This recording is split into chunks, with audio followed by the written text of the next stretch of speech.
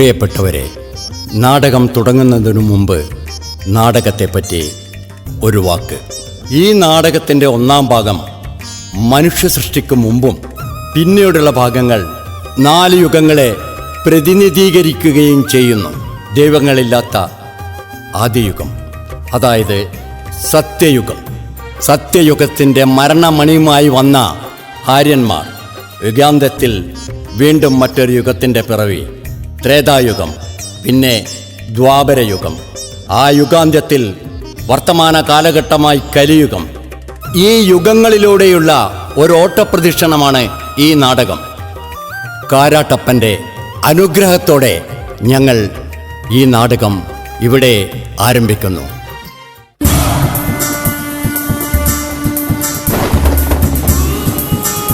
പിറവി.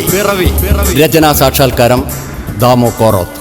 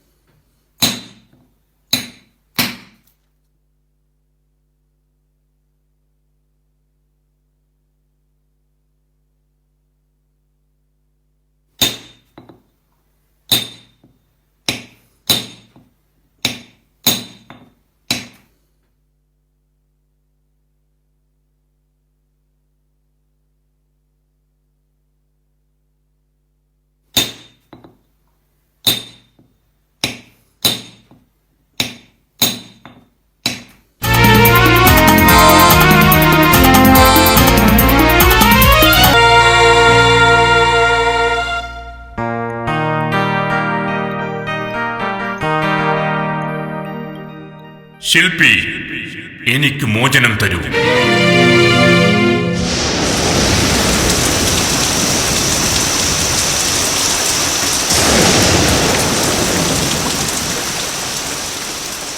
എവിടെ നിന്നാണ് ഈ മോചനത്തിന്റെ ശബ്ദം? ഇവിടെ നിന്ന്, അങ്ങയുടെ വാത്മീകത്തിൽ നിന്ന്. എന്റെ വാത്മീകത്തിൽ നിന്നോ? അതെ, അങ്ങയുടെ ഈ പുറന്തോടിനുള്ളിൽ യുഗങ്ങളായി ഞാൻ എൻ്റെ ജനനവും കാത്തുകിടക്കുന്നു. എന്നെ മോചിപ്പിച്ചാലും. ഇല്ല, ഈ ലോകം സമാധാനത്തിൽ ജലിച്ചു നിൽക്കുന്നു. പൂക്കളും മരങ്ങളും ജീവജാലങ്ങളും സമാധാനത്തോടെ ജീവിക്കുന്നു. അതിനിടയിലേക്ക് എനിക്കൊരു പുതിയ സൃഷ്ടി. ഞാനത് ചെയ്യില്ല. അതെന്റെ ഉറക്കം കെടുത്തും. എങ്കിൽ സൃഷ്ടികർത്താവേ, ഇന്നുവരെ പ്രപഞ്ചം സാക്ഷി നിൽക്കാത്ത ഈ രൂപത്തെ അങ്ങ് സൃഷ്ടിക്കരുതായിരുന്നു. ഈ കരിമ്പാറക്കൂട്ടത്തിൽ നിന്നും എന്റെ മനസ്സിന്റെ ആത്മസംഘർഷങ്ങളിൽ നിന്നാണ് ഞാനൊരു ശില്പത്തെ സൃഷ്ടിക്കുന്നത്. അതിന് മോചനം നൽകാൻ ഞാൻ ഇഷ്ടപ്പെടുന്നില്ല. എങ്കിൽ നിങ്ങൾ എന്തിന് എനിക്ക് 2 കാലുകളും 2 കരങ്ങളും നാസാദ്വാരങ്ങളും 2 ചെവിയും കണ്ണുകളും നിങ്ങളെപ്പോലെ തന്നെ രൂപസാദൃശ്യവുമുള്ള എന്നെ സൃഷ്ടിച്ചു? അത് എനിക്ക് തെറ്റുപറ്റിയെന്നൊരു തോന്നൽ. എന്റെ കരങ്ങൾക്ക് തെറ്റുപറ്റിയോ? നിന്റെ വാത്മീകത്തെ ഞാൻ പൊട്ടിച്ചെറിയുന്നു. എന്റെ ജീവശ്വാസത്തിന്റെ ഒരു ഭാഗം ഞാൻ നിനക്ക് തരുന്നു. നിനക്ക് ഞാൻ ജീവന്റെ മന്ദാക്ഷരി തരുന്നു. ഈ വാത്മീകത്തിൽ നിന്ന് മോചനവും. മോചനമേകിയ സൃഷ്ടികർത്താവേ, അങ്ങേക്കു നന്ദി. ഇനി ഞാൻ ആരായാണ് ഭൂമിയിൽ അറിയപ്പെടേണ്ടത്? നീ സ്ത്രീ എന്ന നാമത്തിൽ ഈ ഭൂമിയിൽ അറിയപ്പെടട്ടെ. സ്ത്രീ, സ്ത്രീ, സ്ത്രീ.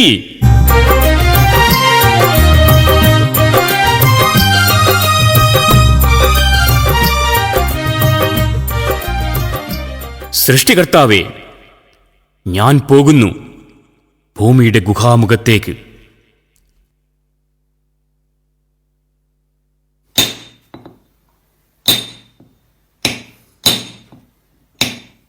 ശില്പി, എനിക്ക് മോചനം തരൂ. മോചനത്തിന്റെ ശബ്ദം വീണ്ടും മുഴങ്ങുകയോ? ആരാണ് ഈ മോചനത്തിന്റെ ശബ്ദവാഹകൻ? ഞാനാണ്, അങ്ങയുടെ വാത്മീകത്തിൽ നിന്ന് തന്നെ.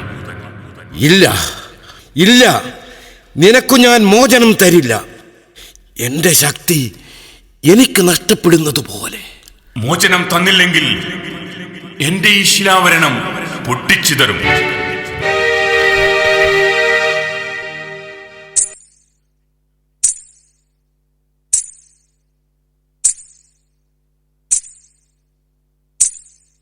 ആരാണ്? മനസ്സിലായില്ല. ഇവിടേക്ക് വന്നത്? ഞാൻ, അങ്ങയുടെ ആദ്യ സൃഷ്ടി, സ്ത്രീ. അപ്പോൾ നിന്റെ പുറന്തോട്? അത് ഞാൻ പൊട്ടിച്ചെറിഞ്ഞു, പുതിയ മേച്ചിൽപ്പുറങ്ങൾ തേടാൻ. സൃഷ്ടികർത്താവേ, അങ്ങ് എന്നെയും സ്വതന്ത്രനാക്കിയാൽ പുതിയ വെളിച്ചത്തെ തേടി ഞാനും ഈ വാഗ്ദത്ത ഭൂമിയിൽ. എനിക്ക് അങ്ങ് നൽകിയ മോചനം വേണ്ട. ഞാൻ തേടിയ ഗുഹാമുഖം എന്നെ വല്ലാതെ ഭയപ്പെടുത്തുന്നു. എന്നെ പഴയ വാത്മീകത്തിലേക്ക് തന്നെ. സാധ്യമല്ല. കാരണം നിന്റെ മോചനത്തിലൂടെ എന്റെ ശക്തി ക്ഷയിച്ചുകൊണ്ടിരിക്കുന്നു. എങ്കിൽ എനിക്കൊരു ഇണയെങ്കിലും. ഈ ലോകത്തിന്റെ അനിവാര്യതയിലേക്ക് എനിക്കും. ഞാൻ നിന്റെ കാതുകളിൽ ജീവന്റെ മന്ത്രാക്ഷരം നൽകുന്നു. നീ എന്റെ വാത്മീകം വിട്ട് ഭൂമിയുടെ ഗുഹാകർത്തം തേടി അലയാൻ ഞാൻ നിന്നെ മോചിപ്പിക്കുന്നു. ഞാൻ ആരാണ്? ആരായാണ് ഞാൻ അറിയപ്പെടേണ്ടത്? നീ ആണായി അറിയപ്പെടട്ടെ. ഇതാ നിനക്കൊരു തുണ. വംശപരമ്പരകളുടെ ശക്തിപദങ്ങളിൽ നിന്റെ കാൽച്ചുവട്ടിൽ കിടന്ന് നൂറ്റാണ്ടുകളോളം ഇവൻ വേദന അനുഭവിക്കട്ടെ.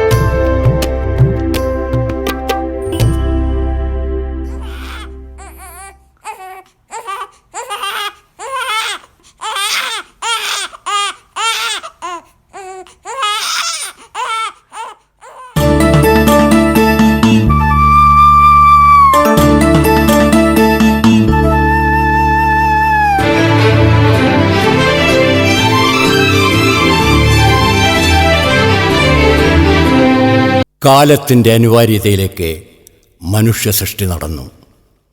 പിറവിയുടെ ജന്മാന്തരങ്ങളിൽ എവിടെയോ ഒരു നിയോഗം പോലെ യുഗങ്ങൾ പിറന്നു.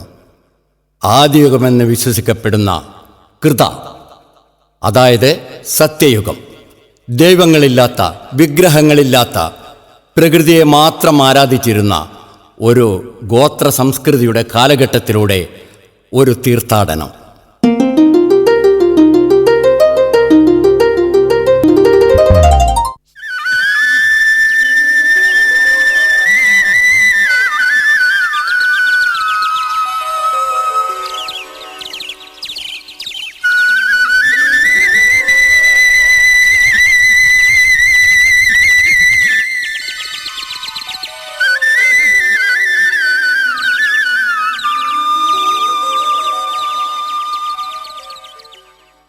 ഈ ഹിമാലയത്തിൻ്റെ താഴ്വാരം അതിമനോഹരം.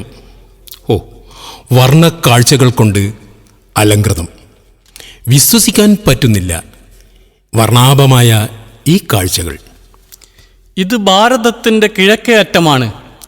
പരന്നൊഴുകുന്ന ജലസ്രോതസ്, വിളഞ്ഞു നിൽക്കുന്ന പാടശേഖരങ്ങൾ, മേഞ്ഞു നടക്കുന്ന കന്നുകാലി കൂട്ടങ്ങൾ, രമ്യഹർമ്മങ്ങൾ, ഭാരതത്തിൻ്റെ മറ്റൊരു ഭാഗത്തും കാണാത്ത കാഴ്ചകൾ. പറഞ്ഞതൊക്കെ ശരി, അതിസുന്ദരം തന്നെ. പക്ഷേ നിങ്ങളൊന്ന് സൂക്ഷിച്ചു നോക്ക്. ആ നദീതീരത്തേക്ക് കരിമ്പാറ കൂട്ടം പോലെ. അത് കരിമ്പാറക്കൂട്ടമല്ല, ഈ നാഗരികതയുടെ സൃഷ്ടാക്കളാണവർ. കറുത്തവർ, ആദി ദ്രാവിഡരുടെ ഗോത്രം. അവരുടെ അടുത്തേക്കാണ് നമ്മുടെ യാത്ര. അവരെ ആട്ടിയോടിക്കണം, പിന്നെ ആ ദേശം നമുക്ക് സ്വന്തം. ആരാണ് നിങ്ങൾ? ഞങ്ങൾ ഇതുവരെ കാണാത്ത നിറഭേദമുള്ളവർ, ഇതുവരെ കാണാത്ത വേഷങ്ങളുമായി. നമഃ ശിവായ. ഓം നമഃ ശിവായ. ഓം നമഃ ശിവായ. കേട്ടു പരിചയമില്ലാത്ത മന്ത്രാക്ഷതികൾ. ഞങ്ങൾ ഹിമാലയവും കടന്നു വരുന്നവർ, ഹിമവാന്റെ വടക്കു പടിഞ്ഞാറുള്ളവർ. സഞ്ചാരികളാണ്, ഒരർത്ഥത്തിൽ പറഞ്ഞാൽ നാടോടികൾ. ആട്ടെ, നിങ്ങളാരാണ്? ഇത്രയും പരിഷ്കൃതമായ ഒരു സമൂഹം ഈ ഭാരതത്തിലുണ്ടെന്ന് ഒരു പുതിയ അറിവ്. നിങ്ങൾ ആരാണെന്ന് ഇതുവരെ പറഞ്ഞില്ല. ഹിമാലയത്തിൻ്റെ വടക്കു പടിഞ്ഞാറെന്നേ പറഞ്ഞുള്ളൂ. ഞങ്ങൾ പശ്ചിമേഷ്യയിൽ നിന്നും വരുന്നവർ, ആര്യന്മാർ.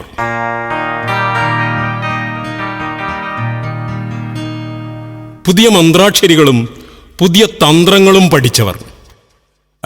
ഇവിടേക്ക് വന്നതിൻ്റെ ഉദ്ദേശം വെറുതെ സഞ്ചാരപഥങ്ങളിൽ കാണുന്ന കാഴ്ചകളോടുള്ള വിധേയത്വം. വഴിയാത്രയ്ക്കിടയിൽ കാണുന്ന പൈതൃകങ്ങളെ ആരാധിക്കുകയും ബഹുമാനിക്കുകയും ചെയ്യുന്നവരാണ് ഞങ്ങൾ. നിങ്ങൾക്കെല്ലാമുണ്ട്, പക്ഷേ വഴിയോരങ്ങളിലൊന്നും കാണുന്നില്ലല്ലോ ആരാധനാലയങ്ങൾ. ആരാധനാലയമോ? അതെന്താണ്? ഞങ്ങളാരും ഇതുവരെ കേൾക്കാത്ത ഒരു മൊഴി. അറിയില്ലേ? ദൈവത്തിന്റെ ഇരിപ്പിടമല്ലേ അത്? ദൈവമോ? അതാരാണ്?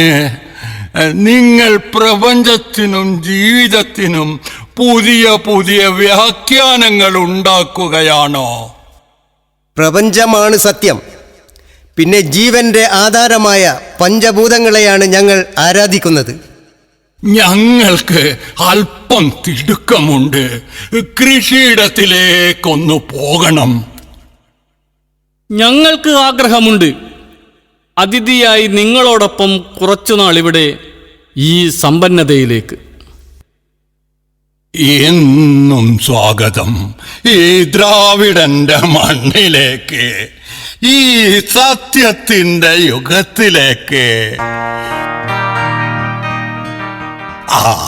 ഇവിടെയൊക്കെ ഒന്ന് ചുറ്റി നടന്ന് കാണുക. അപ്പോഴേക്കും ഞങ്ങൾ തിരിച്ചെത്താം.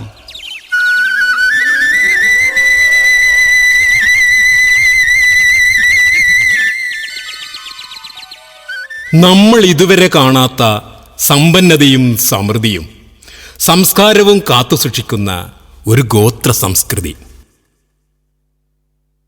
കണ്ടാൽ അറുപ്പ് തോന്നുന്ന ഒരു കറുത്ത വർഗം. പക്ഷേ അവരുടെ സംസ്കാരത്തിൻ്റെ മൂല്യം വളരെ ഉയർന്നതാണ്. ഈ നാഗരികതയെ നാം നശിപ്പിക്കണം. ഈ ദ്രാവിഡനെ ആട്ടിയോടിക്കണം. ആര്യ സംസ്കൃതിയുടെ മേലെ വളരുന്നതെന്തും നശിപ്പിക്കണം. അതിനു പുതിയ തന്ത്രങ്ങൾ നാം കണ്ടെത്തണം. അവരോട് അടുത്തുകൂടി നമ്മളും അവരായി മാറുക, എന്നിട്ട് അവരെ കീഴടക്കുക. സഹൃദയത്തിലൂടെ നിഷ്കാസനം ചെയ്യിക്കുകയെന്ന ആര്യവംശത്തിൻ്റെ പുതിയ മന്ത്രാക്ഷരി വരുംകാല മഹാഭാരത വർഷത്തിലേക്ക് പുതിയൊരു ചവിട്ടുപടി. ഗോത്രത്തിന്റെ ആചാരങ്ങൾ ദൃഢമാണ്. ഈ സത്യയുഗത്തിൽ സത്യമാണ് അവരുടെ ആയുധം. ആ സത്യത്തിലേക്ക് നുഴഞ്ഞുകയറുക എളുപ്പമല്ല. മഹാന്മാരായ ശില്പികളാണ് അവർ. അവരുടെ അടയാളപ്പെടുത്തലാണ് ഈ നാഗരികത. ശില്പരചന പഠിക്കണമെന്ന വ്യാജേനെ നമുക്കിവരിലേക്ക് നുഴഞ്ഞുകയറാം.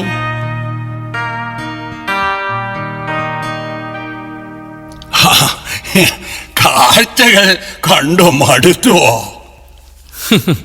മടുക്കാനോ? ഇത്ര സുന്ദരമായ കാഴ്ചകൾ ഞങ്ങളുടെ സഞ്ചാരപഥങ്ങളിൽ എവിടെയും ദർശിച്ചിട്ടില്ല. ഞങ്ങൾക്കും ഈ ചിത്രകലയും കളിമൺ നിർമ്മിതികളും പഠിക്കണമെന്നുണ്ട്. അതിനെന്താണ്? ദ്രാവിഡ വംശത്തിൻ്റെ ആത്മാവിലേക്ക് ആര്യവംശത്തിന് സ്വാഗതം.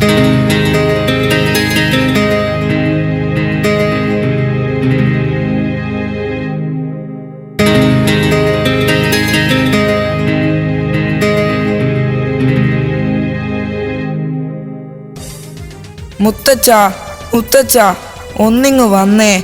അതാ അവർ അവിടെ. എന്തിനാണ് നിങ്ങൾ വെറുതെ ശബ്ദമുണ്ടാക്കുന്നത്?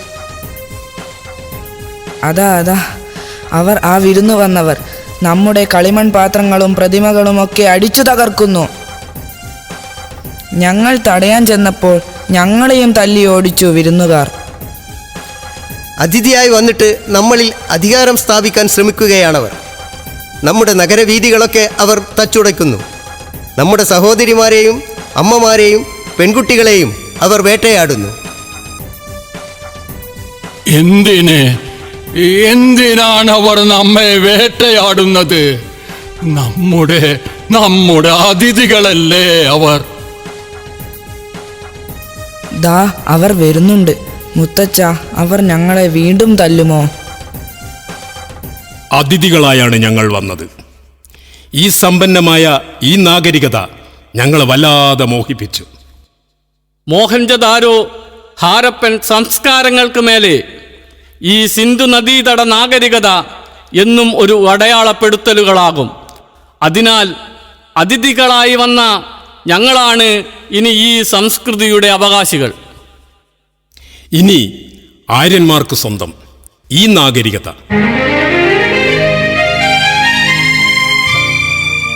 ദ്രാവിഡ കന്യകമാരിൽ ആര്യന്മാർക്ക് ജനിക്കുന്ന ജാരസന്തതികളുടെ നാടാണ് ഇനി ഈ ഭൂമിക.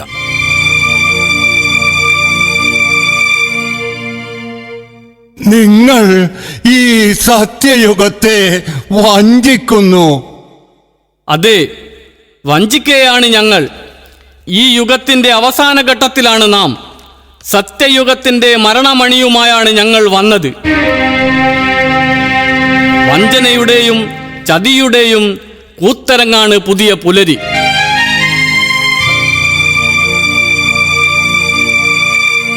ഇനി നിങ്ങൾ ഞങ്ങളുടെ അടിമകൾ. ഈ തെരുവീതികളിൽ ഇനി പണിതുയരും ആര്യ സംസ്കാരത്തിന്റെ ആരാധനാലയങ്ങൾ.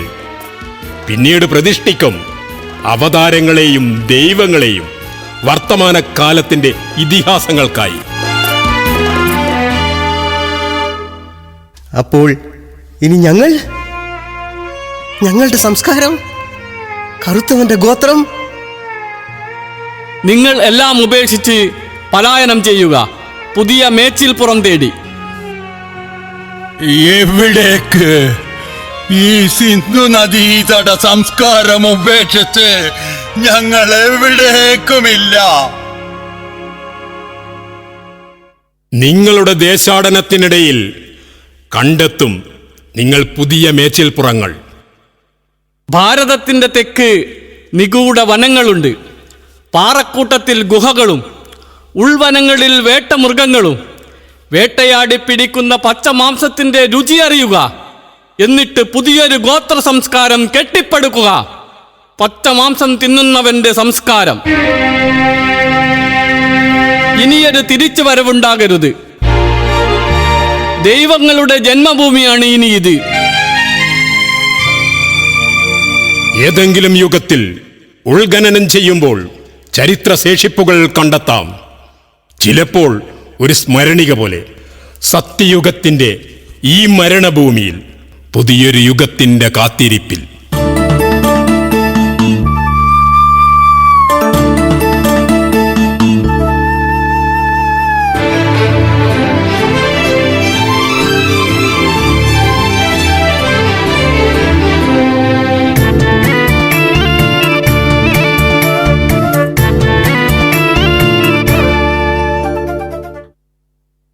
സത്യയുഗത്തിന്റെ മരണമണിയുമായി വന്ന് ഗോത്രാചാരങ്ങളെ തച്ചുടച്ച് ദൈവങ്ങളെയും ബിംബങ്ങളെയും ആരാധിച്ചു വരുന്നവരുടെ പിറവിയിലേക്ക് സത്യത്തിൽ നിന്നും വ്യതിചലിക്കുന്ന മറ്റൊരു യുഗത്തിന്റെ ആരംഭം, ത്രേതായുഗം.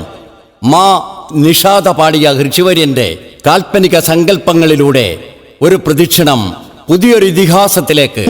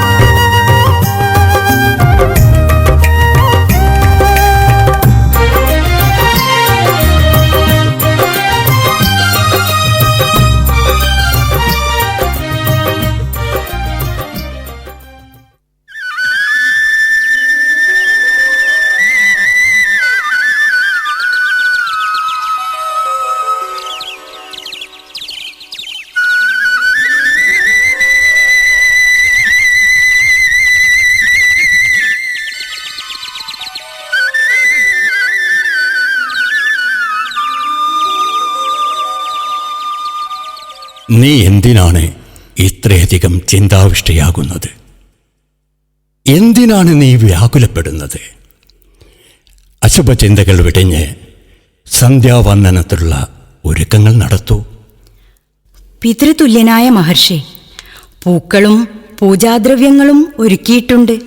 പിന്നെ എൻ്റെ ചിന്തകളുടെ അർത്ഥം അത് അങ്ങേക്കറിയാം. അറിയില്ലെന്ന് അങ്ങ് നടിക്കുകയാണോ? ഭദ്രേ, കർമ്മഫലങ്ങളെ തിരുത്താൻ കാലത്തിനാവില്ല. പിറവിയിലെ ജാതകവും. അങ്ങേക്ക് ന്യായീകരണങ്ങൾ ഉണ്ടാവാം. ആ ന്യായീകരണത്തിൻ്റെ അർത്ഥതലങ്ങൾ എന്നെ ഭയപ്പെടുത്തുന്നു. എന്തിനായിരുന്നു നിരാലംബയായ എന്നെ ഈ വനത്തിൻ്റെ വന്യതയിൽ വിട്ട് കടന്നു കളഞ്ഞത്?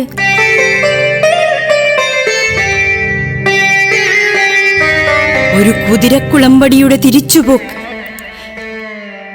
ഇന്നും എൻ്റെ കാതുകളിൽ മുഴങ്ങുന്നു. ഞാൻ എന്തു തെറ്റ് ചെയ്തിട്ടാണ് ഗർഭിണിയായിരുന്ന എന്നെ ഈ വനത്തിൽ ഉപേക്ഷിച്ചത്? കർമ്മഫലമായിരിക്കാം ചിലപ്പോൾ. ഞാൻ എത്ര ചിന്തിച്ചിട്ടും എനിക്കതിൻ്റെ ഉത്തരം കണ്ടെത്താൻ കഴിയുന്നില്ല. അങ്ങു പറയുന്നത് അർത്ഥശൂന്യമായ മൊഴി. കാൽപ്പനിക സങ്കല്പങ്ങളിലെ ദത്തുപുത്രിയാണോ ഞാൻ? അതോ സ്ത്രീ സങ്കല്പങ്ങളിലെ ദുരന്തപുത്രിയോ? എന്താണ് ഞാൻ ചെയ്ത തെറ്റ്? എന്താണ് എന്നിൽ ചാർത്തപ്പെട്ട കുറ്റം? അങ്ങ് എനിക്ക് പറഞ്ഞു തന്നേ പറ്റൂ. ഞാൻ അശക്തനാണ് നിന്റെ ചോദ്യങ്ങൾക്ക് ഉത്തരം നൽകാൻ. ഒരുപക്ഷെ കാലത്തിൻ്റെ കർമ്മപദങ്ങളിൽ ചിതലരിച്ചു പോയ ഏതോ വർത്തമാനകാലത്തിൻ്റെ പനയോലക്കെട്ടിലെ സർഗങ്ങളിൽ നിന്റെ രോദനം എഴുതി ചേർക്കാൻ വിധിക്കപ്പെട്ടവനായിരിക്കാം ഞാൻ. അങ്ങയുടേത് കാൽപ്പനികതയുടെ കാവ്യസങ്കല്പമാണ്. എൻ്റേത് ജീവിതവും. ജീവിതം അനുഭവിച്ചറിഞ്ഞത് ഞാനാണ്. അങ്ങ് അന്നും ഇന്നും വെറും കാഴ്ചക്കാരൻ. ആരാണ് ഞാൻ? അങ്ങ് അതിന് ഉത്തരം നൽകിയേ പറ്റൂ. കാട്ടുപെണ്ണായ വേദവതിയുടെ മകളാണോ? അതോ ഉഴവുചാലിൽ നിന്നും സ്വയംഭൂവായതോ? നീ മിഥിലയുടെ പുത്രി. സങ്കല്പങ്ങളും കണ്ടെത്തലുകളും ഇനിയുമുണ്ടാവും. വർത്തമാനകാലത്തിൻ്റെ ജനസഞ്ചയനങ്ങളിലേക്ക് പറഞ്ഞു നടക്കാൻ. അങ്ങ് വീണ്ടും ഒഴിഞ്ഞു മാറുന്നു. എന്റെ ചോദ്യത്തിന് ഇതുവരെ ഉത്തരം നൽകിയില്ല. ലോകം മുഴുവൻ ആരാധിക്കുന്ന കോസല രാജകുമാരൻ എന്നെ എന്തിനുപേക്ഷിച്ചു?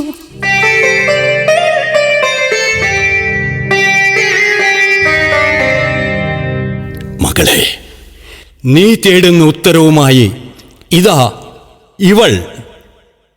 ഈ അലക്കുകാരിയോടാവാം ഇനി നിന്റെ ചോദ്യങ്ങൾ. ഞാനാണ് മന്ദിര കോസല രാജ്യത്തിലെ അലക്കുകാരിയായിരുന്നു. ഈ അലക്കുകാരിയും ഞാനുമായി എന്താണ് ബന്ധം? അഴുക്കുള്ള തുണിയെടുക്കാൻ വന്നതാണ് ഞാൻ. അഴുക്കുകൾ അലക്കി വെളുപ്പിക്കലാണ് എൻ്റെ ജോലി. അല്ലാതെ ഈ കുട്ടിയുമായി എനിക്കെന്തു ബന്ധോ? ഇതാണ് മന്ദിരെ കോസലത്തിലെ പട്ടമഹിഷി. അറിയില്ലേ അലക്കുകാരി നിനക്കിവളെ? എളുപ്പം നീ മറക്കില്ല. നിന്റെ പദംപറത്തിൽ ജീവിതം തകർന്നു പോയ ഈ മിഥിലയുടെ പുത്രിയെ.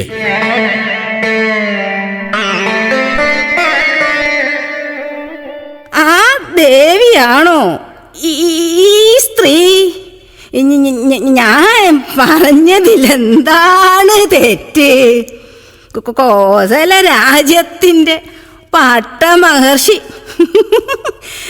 കടലും കടന്ന് അക്കരെയുള്ളൊരു ദേശത്ത് ഒരു വിടൻ്റെ കൂടെ, പറയാൻ തന്നെ നാണക്കേട് തോന്നുന്നു. അല്ല, ഞാൻ പറഞ്ഞതിലെന്താണ് തെറ്റ്? ഞാൻ എന്ത് തെറ്റ് ചെയ്തെന്നാണ് നിങ്ങൾ പറയുന്നത്? ഞാനൊരു സ്ത്രീയാണ്, ഭാര്യയാണ്. എന്നെ തട്ടിക്കൊണ്ടുപോകുമ്പോൾ എൻ്റെ പതിക്കും പരിവാരങ്ങൾക്കും എന്തുകൊണ്ടത് തടയാൻ കഴിഞ്ഞില്ല? മകളെ, കാലത്തിൻ്റെ നിയോഗമാണത്. നിന്റെ ജന്മകാണ്ഡങ്ങളിൽ എഴുതപ്പെട്ട ശിരോലിഖിതം. കാലം ഒരു ദുരന്തമുഖത്തിലൂടെയാണ് കടന്നു പോകുന്നത്. അല്ലെങ്കിൽ തന്നെ ഞാൻ എന്ത് തെറ്റാണ് സ്വാമി ചെയ്തത്? കാലങ്ങളോളം മറ്റൊരാളുടെ അടിമയായി കഴിഞ്ഞത് ശരിയാണോ? ഇനി അത് ശരിയാണെങ്കിൽ തന്നെ ആ സ്ത്രീ പതിവ്രതയാണോ എന്ന് എൻ്റെ സംശയവും ഞാൻ ചോദിച്ചു. അത് നിന്റെ നിയോഗം. ഉത്തരം കണ്ടെത്താൻ കഴിയാത്ത ചോദ്യത്തിനായിരിക്കും ഒരുപക്ഷെ മന്ദിരെ നിന്റെ ജനനം തന്നെ. തെറ്റിനെ ശരിയാക്കുന്നതും ശരിയെ തെറ്റാക്കുന്നതും കാലപ്രവാഹത്തിൻ്റെ അനിവാര്യതയാണ്. അതിന് അർത്ഥമോ വ്യാകരണമോ കണ്ടെത്താൻ ഞാൻ അശക്തനാണ്. മഹർഷേ, മാരീചനായി വന്ന വിധിയാണ് എൻ്റെ ജീവിതത്തെ മാറ്റിമറിച്ചത്. അഗ്നിവൃത്തം വരച്ച് അരുതെന്ന് ചൊല്ലി അനുജൻ, പക്ഷേ മോഹിപ്പിച്ചു മാൻപേടെ എന്നെ. ആരാണ് ലങ്കേശ്വരൻ? രാക്ഷസ രാജാവോ അതോ മകളെ നഷ്ടപ്പെട്ടു പോയ ഒരച്ഛനോ? ഇതിപ്പോ ഇവിടെയാണോ ചോദിക്കേണ്ടത്? വെറുതെ ആൾക്കാരെ കൊണ്ട് ചിരിപ്പിക്കാൻ കുറെ കോമാളി ചോദ്യങ്ങൾ. മന്ദിരെ, മിഥിലാപുത്രിയുടെ ജീവിതം ഒരു ഇതിഹാസമാണ്. വരുംകാല യുഗങ്ങളിലേക്കുള്ള ഒരു ഓർമ്മപ്പെടുത്തൽ. അങ്ങേക്ക് ഞാനൊരു പിതാമഹന്റെ സ്ഥാനമാണ് നൽകുന്നത്. ആരാണ് ഈ മിഥിലാപുത്രി? കാനനപുത്രിയോ അതോ യാഗശാലയൊരുക്കുമ്പോൾ ഉഴവുചാലിൽ നിന്നും സ്വയംഭൂവായ മണ്ണിന്റെ മകളോ? മകളെ, ഇതൊരാശ്രമമാണ്, ശാന്തിയുടെ കവാടം. ഇവിടെ ചോദ്യങ്ങൾക്കോ ഉത്തരങ്ങൾക്കോ പ്രസക്തിയില്ല. ജീവിതമെന്ന ദീർഘദൂര യാത്രയിൽ അപശകുനങ്ങൾ ഉണ്ടാകും. അപശബ്ദങ്ങൾ കേട്ടേക്കാം. അത് ജീവിത ചംക്രമണങ്ങളുടെ പരിഭേദമാണ്. സ്വാമി, എൻ്റെ ഒരു ചോദ്യത്തിന് അങ്ങയുടെ ദത്തുപുത്രിയായ ആശ്രമ കന്യക ഉത്തരം നൽകിയേ പറ്റൂ. ഈ രാജ്യത്തെ പ്രജകൾ അത് ആഗ്രഹിക്കുന്നു. ഈ പട്ടമഹർഷിക്ക് ജനിച്ച ഇരട്ട കുട്ടികളുടെ പിതൃത്വം ആർക്ക്? അരജനോ അതോ അസുരനോ? ആശ്രമ കന്യക ഉത്തരം നൽകിയേ പറ്റൂ. അഴുക്കുകൾ കഴുകലാണ് എൻ്റെ ജോലി. ഞാനത് തുടർന്നുകൊണ്ടേയിരിക്കും.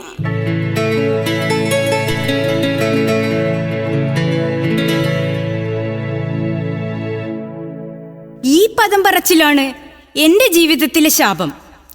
ലങ്കേശ്വരൻ ഒരു മകളെ പോലെയാണ് എന്നെ പരിചരിച്ചത്, ഞാൻ ഒരു പിതാവിനെ പോലെയും. ഇതൊക്കെ പറഞ്ഞു ഞാൻ എൻ്റെ ഹൃദയേശ്വരനോട്. അദ്ദേഹം വിശ്വാസമോ അവിശ്വാസമോ പ്രകടിപ്പിച്ചില്ല. കാലമെന്നത് നിഗൂഢതകളുടെ വീർപ്പുമുട്ടലാണ്. ജീവിതമെന്നത് ഏറ്റക്കുറച്ചിലുകളുടെ സമ്മിശ്രണവും. അത് തരണം ചെയ്യുമ്പോഴാണ് ജീവിതത്തിന് അർത്ഥമുണ്ടാകുന്നത്. ഞാൻ കാലുപിടിച്ച് കരഞ്ഞപേക്ഷിച്ചു. അദ്ദേഹം കേട്ടില്ല. ഒടുവിൽ പ്രജകൾ നോക്കി നിൽക്കെ ഞാൻ അഗ്നിശുദ്ധി വരുത്തി. ആര് നൽകും? പ്രപഞ്ച ശക്തികളോ അതോ സാക്ഷികളാകാൻ വന്ന സൂര്യചന്ദ്ര താരകങ്ങളോ? മൈഥിലി, ഈ ത്രേതായുഗത്തിൽ ത്രയംബകം വെല്ലൊടിച്ച് കോസല രാജകുമാരൻ മിഥിലാപുത്രിയെ സ്വയംവരം ചെയ്ത് രാജവീതിയിലെ ആരവങ്ങൾക്കിടയിലൂടെ കോസലത്തിലേക്ക് ഒഴുകുമ്പോഴും ഈ സൂര്യചന്ദ്ര താരകങ്ങളായിരുന്നു സാക്ഷി. നിന്റെ 2 മക്കളുടെ പിറവിക്കും സാക്ഷികളായി ഉണ്ടായിരുന്നു ഇവർ. അറിയാം മാമുനി, പക്ഷേ എൻ്റെ മനസ്സ് പലപ്പോഴും വികാര വിക്ഷോഭങ്ങൾക്ക് അടിമപ്പെട്ടു പോകുന്നു. ഒന്നറിഞ്ഞാലും അന്നും ഇന്നും ആ കോസല രാജകുമാരൻ്റെ തൃപ്പാദങ്ങളിൽ മനസ്സുകൊണ്ട് തലചായ്ച്ചേ ഇന്നുവരെ ഞാൻ ഉറങ്ങിയിട്ടുള്ളൂ. എന്നിട്ടും എന്നെ അവിശ്വസിച്ചില്ലേ? വരും മകളെ, നിന്നെയും മക്കളെയും സ്വീകരിക്കാൻ നിന്റെ ആര്യപുത്രൻ. ആ സുന്ദര മുഹൂർത്തത്തിനായി കാത്തിരിക്കൂ. ഈ ത്രേതായുഗത്തിൻ്റെ അവസാന കാണ്ഡം വരെ ഇത് സത്യയുഗമല്ല എന്നറിയുക.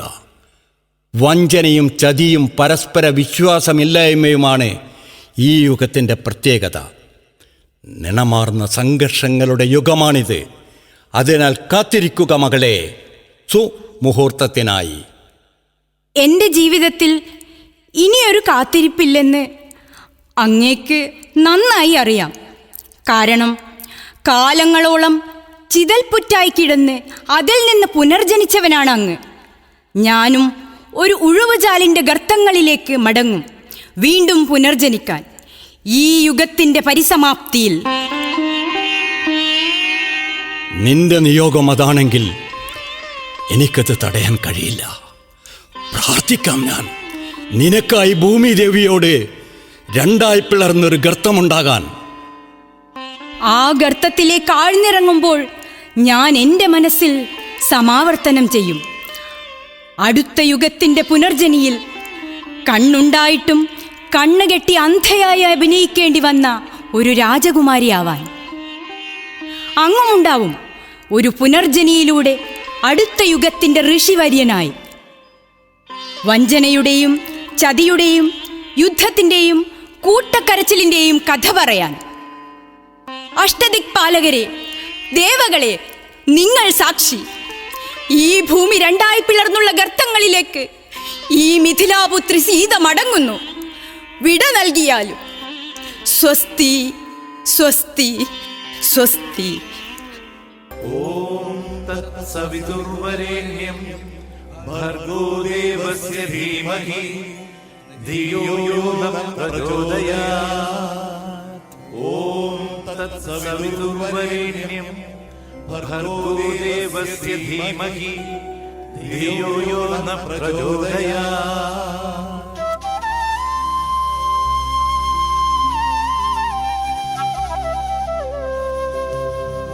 മകനെ, ഹേ മഹദി, നിങ്ങൾ ആരാണ്? നിങ്ങൾക്ക് എന്താണ് വേണ്ടത്? മകനെ കർണ, ഞാൻ നിന്നെ കാണാൻ വന്നതാണ്. ഒരു സഹായം അഭ്യർത്ഥിക്കാൻ. സഹായമോ? എനിക്ക് കഴിയുന്നതാണെങ്കിൽ ഞാൻ ചെയ്തു തരാം. ആരാണെന്ന് പറഞ്ഞില്ല. ഞാൻ കുന്തിദേവി, പാണ്ഡവകുലത്തിന്റെ മാതാവ്.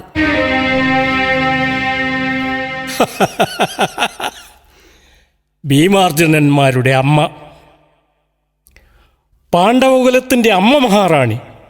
ഞാൻ നിങ്ങളുടെ ശത്രുപക്ഷത്തിൻ്റെ, അതായത് കൗരവകുലത്തിൻ്റെ യോദ്ധാവാണ്. ഇനി പറയൂ, ഞാൻ എന്താണ് ചെയ്യേണ്ടത്?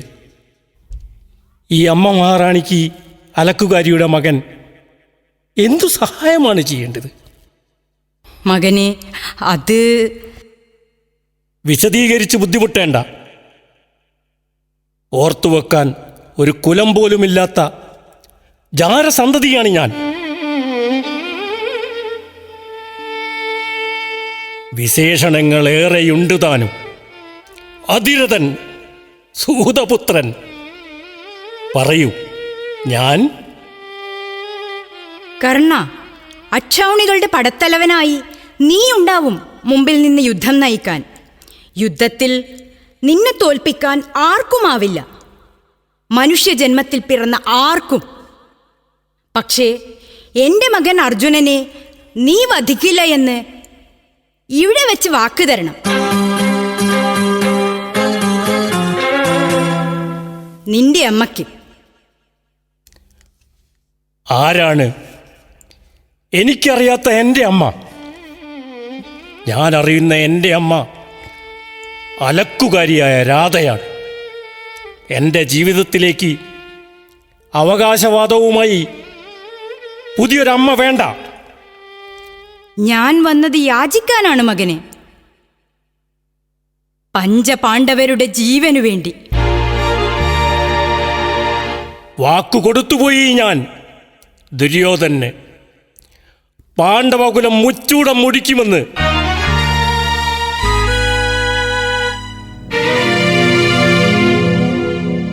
മകനെ കർണ, ആ ദുരന്തമുഖത്തെ രക്തച്ചൊരിച്ചിൽ ഞാൻ കാണുന്നു. എൻ്റെ ദുസ്വപ്നങ്ങൾ എന്നെ വല്ലാതെ വേട്ടയാടുന്നു.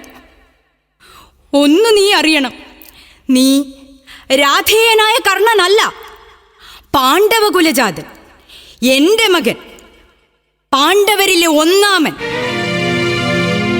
പാണ്ഡവകുലത്തിലെ മാതാവേ, നിങ്ങൾക്ക് സ്വബോധം നഷ്ടപ്പെട്ടോ? കർണ, നീ എൻ്റെ മകനാണ്. ഒരു ഉപകാരസ്മരണയ്ക്ക് മാമുനി തന്ന വരം. ശൈശവ ചാബല്യത്താൽ ഞാൻ സൂര്യനെ കാമിച്ച് വരമന്ത്രാക്ഷരി ഉരുവിട്ട് ദിവ്യഗർഭം ധരിച്ചപ്പോൾ ഉണ്ടായ മകനാണ് നീ, സൂര്യപുത്രൻ. പറഞ്ഞു കേട്ടിട്ടുണ്ട്. അന്തഃപുരങ്ങളിലും ദാസിപ്പുരകളിലും പാണ്ഡവകുലത്തിൻ്റെ ജന്മകഥകൾ. നിങ്ങളുടെ മകനാണ് ഞാനെങ്കിൽ എന്തുകൊണ്ട് എന്നെ പാണ്ഡവകുലത്തിൽ വളർത്തിയില്ല? എന്തിനായിരുന്നു നദിയുടെ ഓളങ്ങളിലേക്ക് ഒഴുക്കിവിട്ടത്? ദുരഭിമാനം അല്ലേ?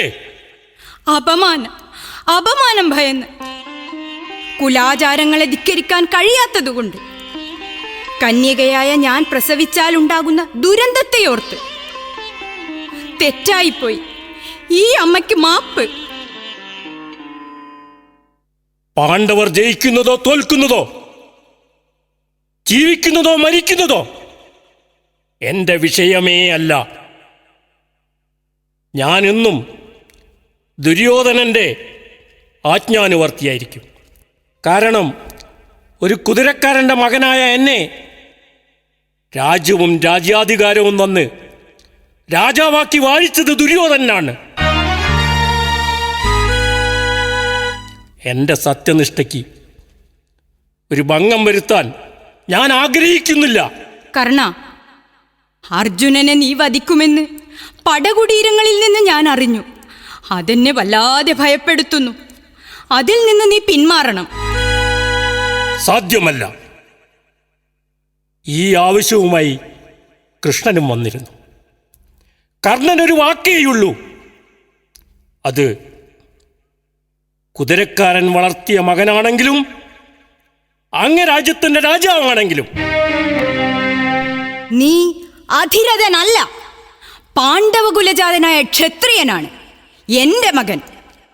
അറിയാം, എൻ്റെ കുലം ക്ഷത്രിയൻ്റേതാണെന്ന്. ആ കാരണത്താൽ തന്നെ ദുരന്തങ്ങൾ മാത്രമേ ഈ കർണൻ ഏറ്റുവാങ്ങിയിട്ടുള്ളൂ.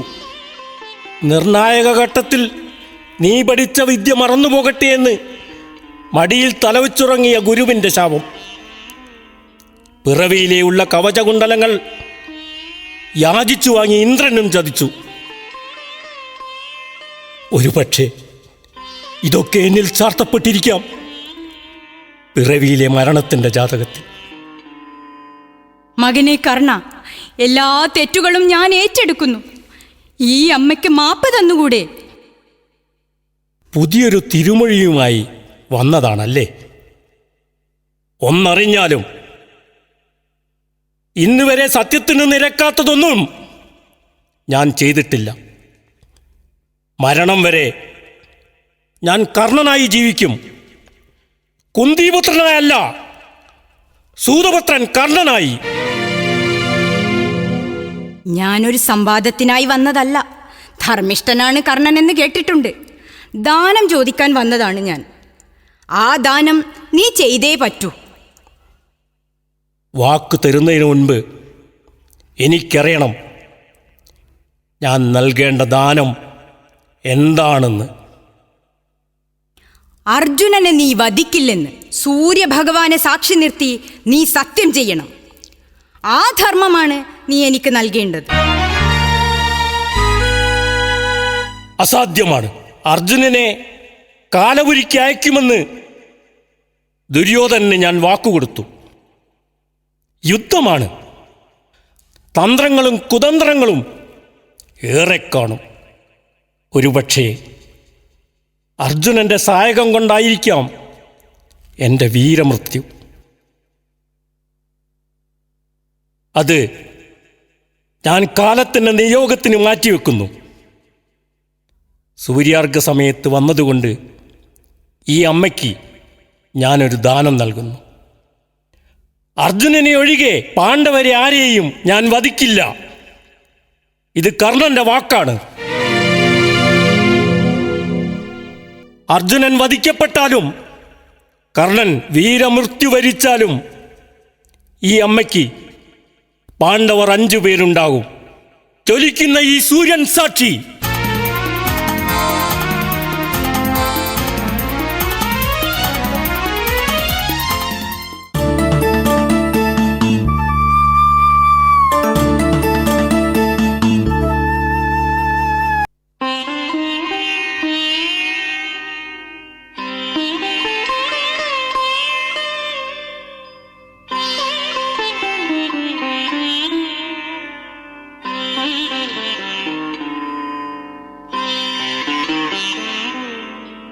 ദുര്യോധന, ദുശാസന, നിങ്ങൾ എവിടെ?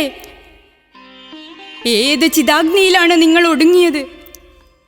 നിങ്ങളെ കൂടാതെയുള്ള ബാക്കി 98 പേരുടെ ചിതാഭസ്മം എവിടെ? ഞാനതെങ്ങനെ കണ്ടുപിടിക്കും? മാമുനിമാരെ, ദേവകളെ, എല്ലാത്തിനും സാക്ഷിയാകുന്ന പ്രപഞ്ചമേ, എനിക്കൊന്നു പറഞ്ഞു തരൂ. എവിടെയാണ് എൻ്റെ മക്കളുടെ ചിതയൊടുക്കിയതെന്ന്?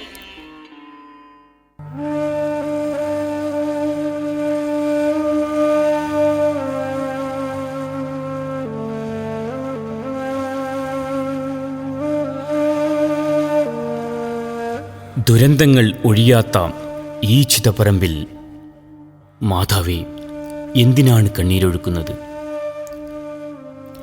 ആരാണ് ആരാണ് എനിക്ക് കണ്ണു കാണില്ല, അതിനാൽ ആളെ മനസ്സിലാവുന്നില്ല. പക്ഷേ ശബ്ദം എവിടെയോ തിരിച്ചറിയുന്നുണ്ട്. ആരാണ് നിങ്ങൾ? ഞാൻ പാർത്ഥന്റെ സാരഥി, നന്ദഗോപന്റെ മകൻ കൃഷ്ണൻ. എന്താണ് ഈ ചാവേറുകളുടെ ദുരന്തഭൂമിയിൽ ഈ ചാരക്കൂമ്പാരത്തിൽ തിരഞ്ഞുകൊണ്ടിരിക്കുന്നത്? എനിക്ക് കണ്ണു കാണില്ലല്ലോ കൃഷ്ണ. മക്കളുടെ ചിതാഭസ്മമെങ്കിലും തിരിച്ചറിയാൻ എന്നെ ഒന്ന് സഹായിക്കാമോ? ആര് പറഞ്ഞു കണ്ണു കാണില്ലെന്ന്? അഭിനയിക്കുകയല്ലേ? ജീവിതത്തിലുടനീളം കണ്ണുകെട്ടി. മാതാവേ, ഒരു പ്രാവശ്യമെങ്കിലും നിങ്ങൾ കണ്ണിൻ്റെ കെട്ടഴിച്ച് സംഘർഷത്തെയൊന്ന് നോക്കിയിരുന്നെങ്കിൽ ആ അഗ്നിമലയായി മാറിയ ദുരന്തമൊന്നൊഴിവാക്കാമായിരുന്നു. അന്ന് അത് ചെയ്യാത്ത നിങ്ങൾ ഇന്നെന്തിന് വിലപിക്കുന്നു? എല്ലാം അറിയാമായിരുന്നിട്ടും ഒന്നും ചെയ്യാൻ കഴിയാത്ത നിന്റെ ഈ നിഗൂഢതയല്ലേ കൃഷ്ണ എല്ലാത്തിനും കാരണം? എനിക്ക് അന്ധയായി അഭിനയിക്കേണ്ടി വന്നു എന്നത് സത്യമാണ്. അതിൻ്റെ കാരണം എന്താണെന്ന് അറിയുമോ കൃഷ്ണ നിനക്ക്? പതിക്ക് വേണ്ടാത്തതൊന്നും പത്നിക്ക് വേണ്ട എന്ന ഭാരതീയ സ്ത്രീത്വത്തിന്റെ സങ്കല്പം. കുന്തി മാതാവ് ഇവിടെ ഈ ശവപ്പറമ്പിൽ?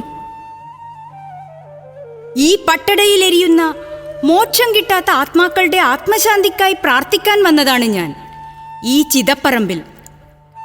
അമ്മ മഹാറാണി ഇവിടെ? പ്രാർത്ഥനയ്ക്കല്ല, ഞാൻ കണ്ണുനീരൊഴുക്കാൻ വന്നതാണ് അനുജത്തി. കാരണം നഷ്ടങ്ങളൊക്കെ എനിക്കല്ലേ. ബലിക്കാക്കക്ക് അന്നമൂട്ടാൻ ഒരു മകൻ പോലുമില്ലാത്ത ഞാൻ കാലത്തിൻ്റെ കനൽപ്പുരയിലേക്ക് എരിഞ്ഞൊടുങ്ങിയ പുത്രന്മാരുടെ മുഖം പോലും എനിക്ക് ഓർമ്മയില്ലല്ലോ കുന്തി. കാലങ്ങൾ എപ്പോഴും അങ്ങനെയാണ്. കടലിലെ തിരമാല പോലെ ചിലപ്പോൾ ശാന്തമായിരിക്കാം, മറ്റു ചിലപ്പോൾ അശാന്തമായി ആഞ്ഞടിക്കും തീരത്തേക്ക്. അതുപോലെയാണ് മർത്യജന്മമെന്നറിയുക. കൃഷ്ണ, മൺമറഞ്ഞ മക്കളെ ഓർക്കുന്ന അമ്മയുടെ മനസ്സ് എന്നും അശാന്തമായിരിക്കും. അവിടെ ധർമ്മോപദേശത്തിന് ഒരു സ്ഥാനവുമില്ല. നഷ്ടങ്ങൾ നഷ്ടപ്പെട്ടവർക്ക് മാത്രം. തുടർന്നോളൂ കൃഷ്ണ. ഗീതോപദേശം കേൾക്കാൻ ആരുമില്ലല്ലോ ഈ ദുരന്തഭൂമിയിൽ ഇനി. ഒന്നോർക്കണം സാരഥി, നിങ്ങൾ ഘോഷിക്കുന്ന ധർമ്മയുദ്ധമാണോ കുരുക്ഷേത്രയിൽ നടന്നത്? ഭീഷ്മരെ ചതിച്ചതല്ലേ? അഭിമന്യുവിനെ ചക്രവ്യൂഹത്തിലിട്ട് ചതിച്ചതല്ലേ? ദ്രോണരെ ചതിച്ചതല്ലേ? കർണനെ ചതിച്ചതല്ലേ?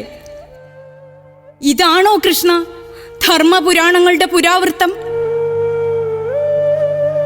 കാലത്തിൻ്റെ കണക്ക് പുസ്തകത്തിൽ ഒളിപ്പിച്ചു വെച്ച വജ്രായുധമാണ് യുഗമെന്നത്.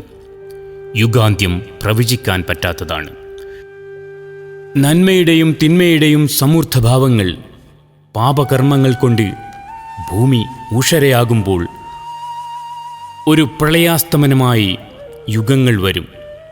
അത് പനയോലക്കെട്ടിൽ കാലം കുറിച്ചു വെച്ച ജാതകമാണ്. അനുസരിച്ചേ പറ്റൂ. വിലാപങ്ങളുടെ ഒടുക്കം പൊട്ടിക്കരയുന്ന വിധവകളുടെ കണ്ണുനീരിൽ ഒഴുകിപ്പോകും കൃഷ്ണ. ധർമ്മയുദ്ധത്തിൽ നിങ്ങൾ പടുത്തുയർത്തിയെന്ന് അവകാശപ്പെടുന്ന കൊട്ടാര കോട്ട കൊത്തളങ്ങൾ അപ്പോഴും നിങ്ങൾക്ക് കേൾക്കാം.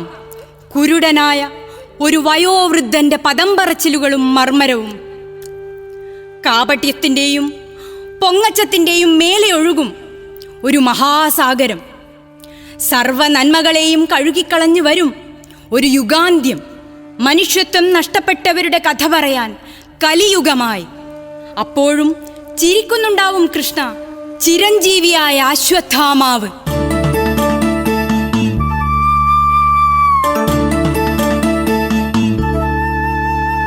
അതിഥി ദേവോ ഭവ. ഭാരതീയന്റെ സംസ്കാരം അടിമകളാക്കിയ വർത്തമാനകാലത്തിൻ്റെ പിറവി. വൈദേശികാധിപത്യത്തിൻ്റെ കൊടുംക്രൂരതയ്ക്ക് മുമ്പിൽ എരിഞ്ഞൊടുങ്ങിയ രക്തസാക്ഷികൾക്കായി ഒരു തർപ്പണം.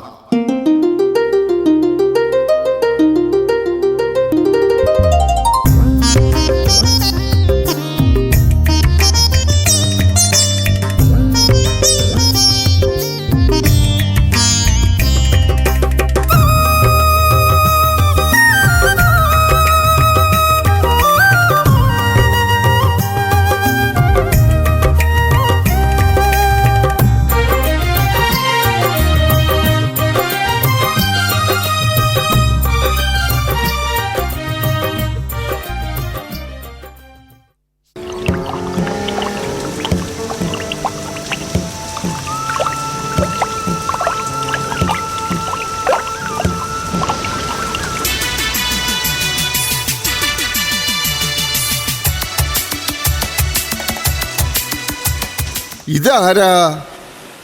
ഒരു പുതിയ വേഷോ തൊപ്പിയൊക്കെ ആയിട്ട്? ഇങ്ങനത്തെ ഒരാള് നമ്മൾ ഇതുവരെ കണ്ടിട്ടില്ലല്ലോ. എല്ലാന്ന് നിങ്ങളാരാ? നിങ്ങളെന്തിനാ ഇവിടെ വന്ന്? ഞാൻ വാസ്കോ ഡ ഗാമ.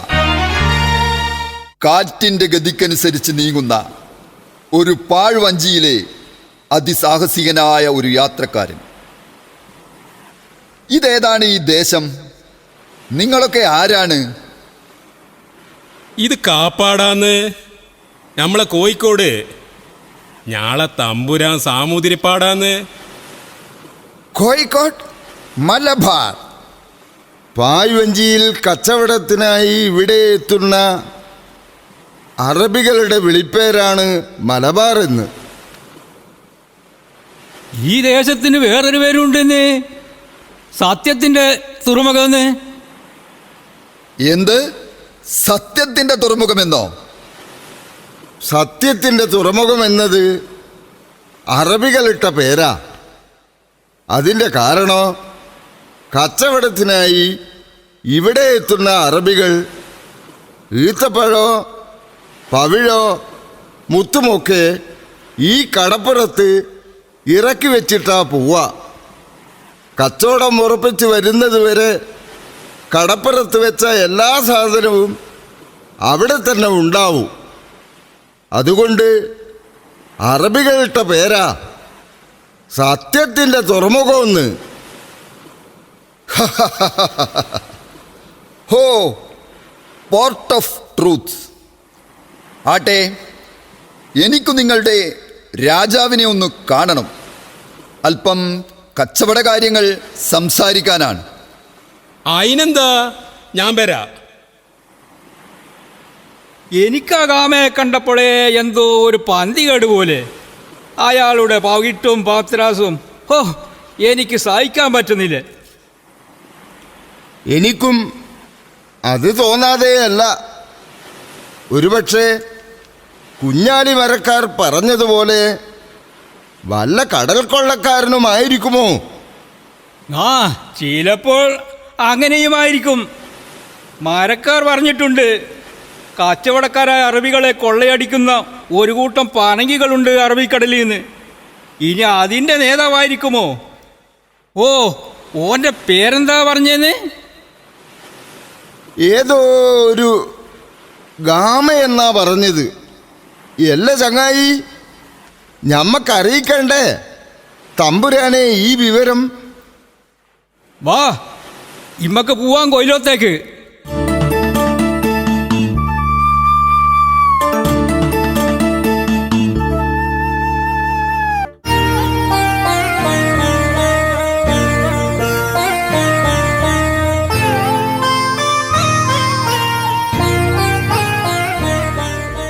കാറ്റിന്റെ ഗതിക്കനുസരിച്ച് കപ്പൽ നീങ്ങിയപ്പോൾ പടിഞ്ഞാറിന്റെ തീരത്ത് ഞങ്ങൾ ഒരു കാഴ്ച കണ്ടു. അസ്തമയ സൂര്യന്റെ നിഴലിൽ ചക്രവാളത്തിന്റെ മറുകര പോലെ സുന്ദരമായ ഒരു ദേശം.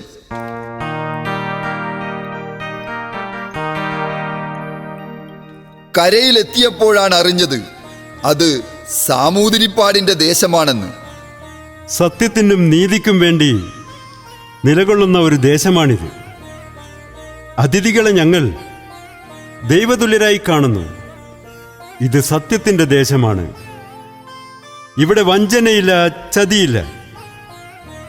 ഈ മലബാറിൻ്റെ തീരത്തേക്ക് അങ്ങേക്കും അങ്ങയുടെ കൂട്ടാളികൾക്കും എന്നും എപ്പോഴും സുസ്വാഗതം.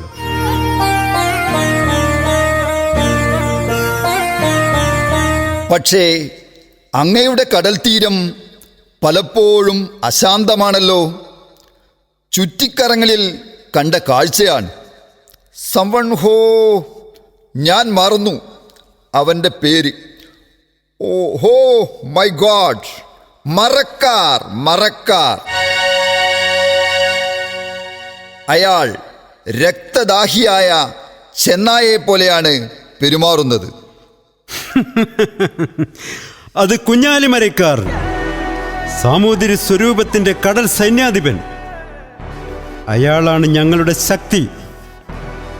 കച്ചവടത്തിനായി മറുദേശത്ത് നിന്നും വരുന്നവരെ കടൽ കൊള്ളക്കാരിൽ നിന്നും സംരക്ഷിക്കേണ്ടത് എൻ്റെ ചുമതല, എൻ്റെ സൈന്യാധിപന്റെ ചുമതല. ഓക്കേ, ഞാൻ എതിർക്കുന്നില്ല. നിങ്ങളുടെ രാജ്യം, നിങ്ങളുടെ നീതി, നിങ്ങളുടെ ഭരണം. ഞാൻ വന്നത് കച്ചവടത്തിനാണ്. നമുക്കതേപ്പറ്റി സംസാരിക്കാം. എങ്കിൽ നമുക്ക് ദർബാർ ഹാളിലേക്ക് പോവാം.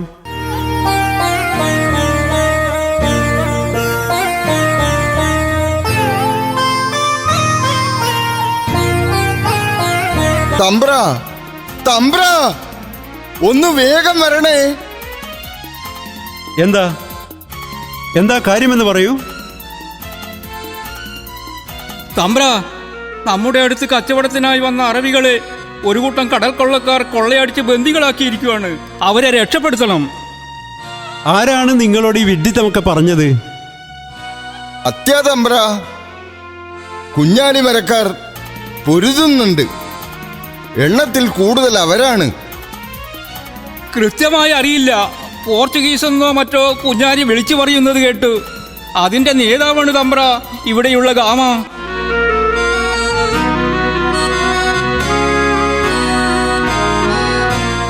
ഇവർ പറയുന്നത് എന്താണ് എൻ്റെ പ്രിയപ്പെട്ട അതിഥി?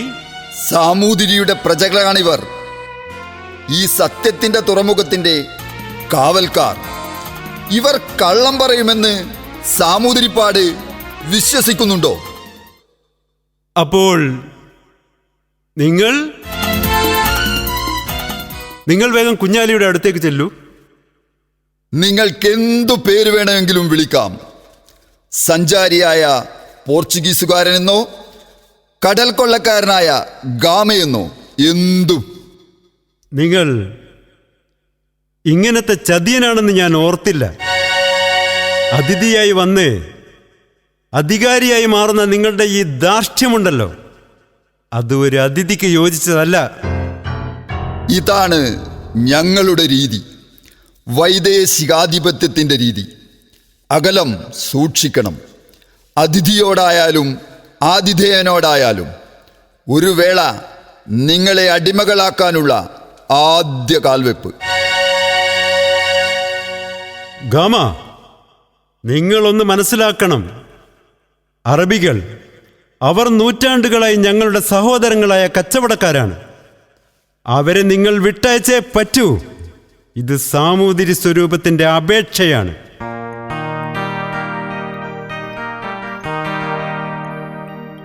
അതുകൊണ്ട് ഞങ്ങൾക്കെന്ത് ഗുണം? ഈ കൈമാറ്റ കച്ചവടത്തിൽ എന്ത് ലാഭം? പ്രതിഫലമായി നിങ്ങൾക്ക് എന്താണ് വേണ്ടത്? സുഗന്ധദ്രവ്യങ്ങൾ, രത്നങ്ങൾ, പവിഴവും മുത്തും, എന്ത് വേണമെങ്കിലും ആവശ്യപ്പെടാം. ഞങ്ങൾക്കിതൊന്നുമല്ല വേണ്ടത്.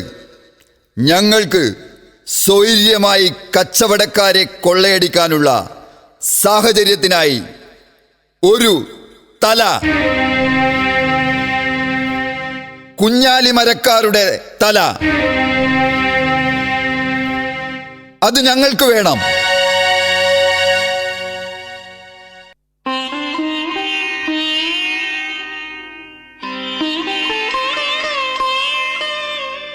സൂതന്മാരായ പാണന്മാർക്ക് നാലുകെട്ടിന്റെ നടുമുറ്റത്തും കാലത്തിന്റെ യവനികയിലേക്കും ഉറക്കുപാട്ടായി ഉണർത്തുപാട്ടായി നാളെ പാടി നടക്കാം.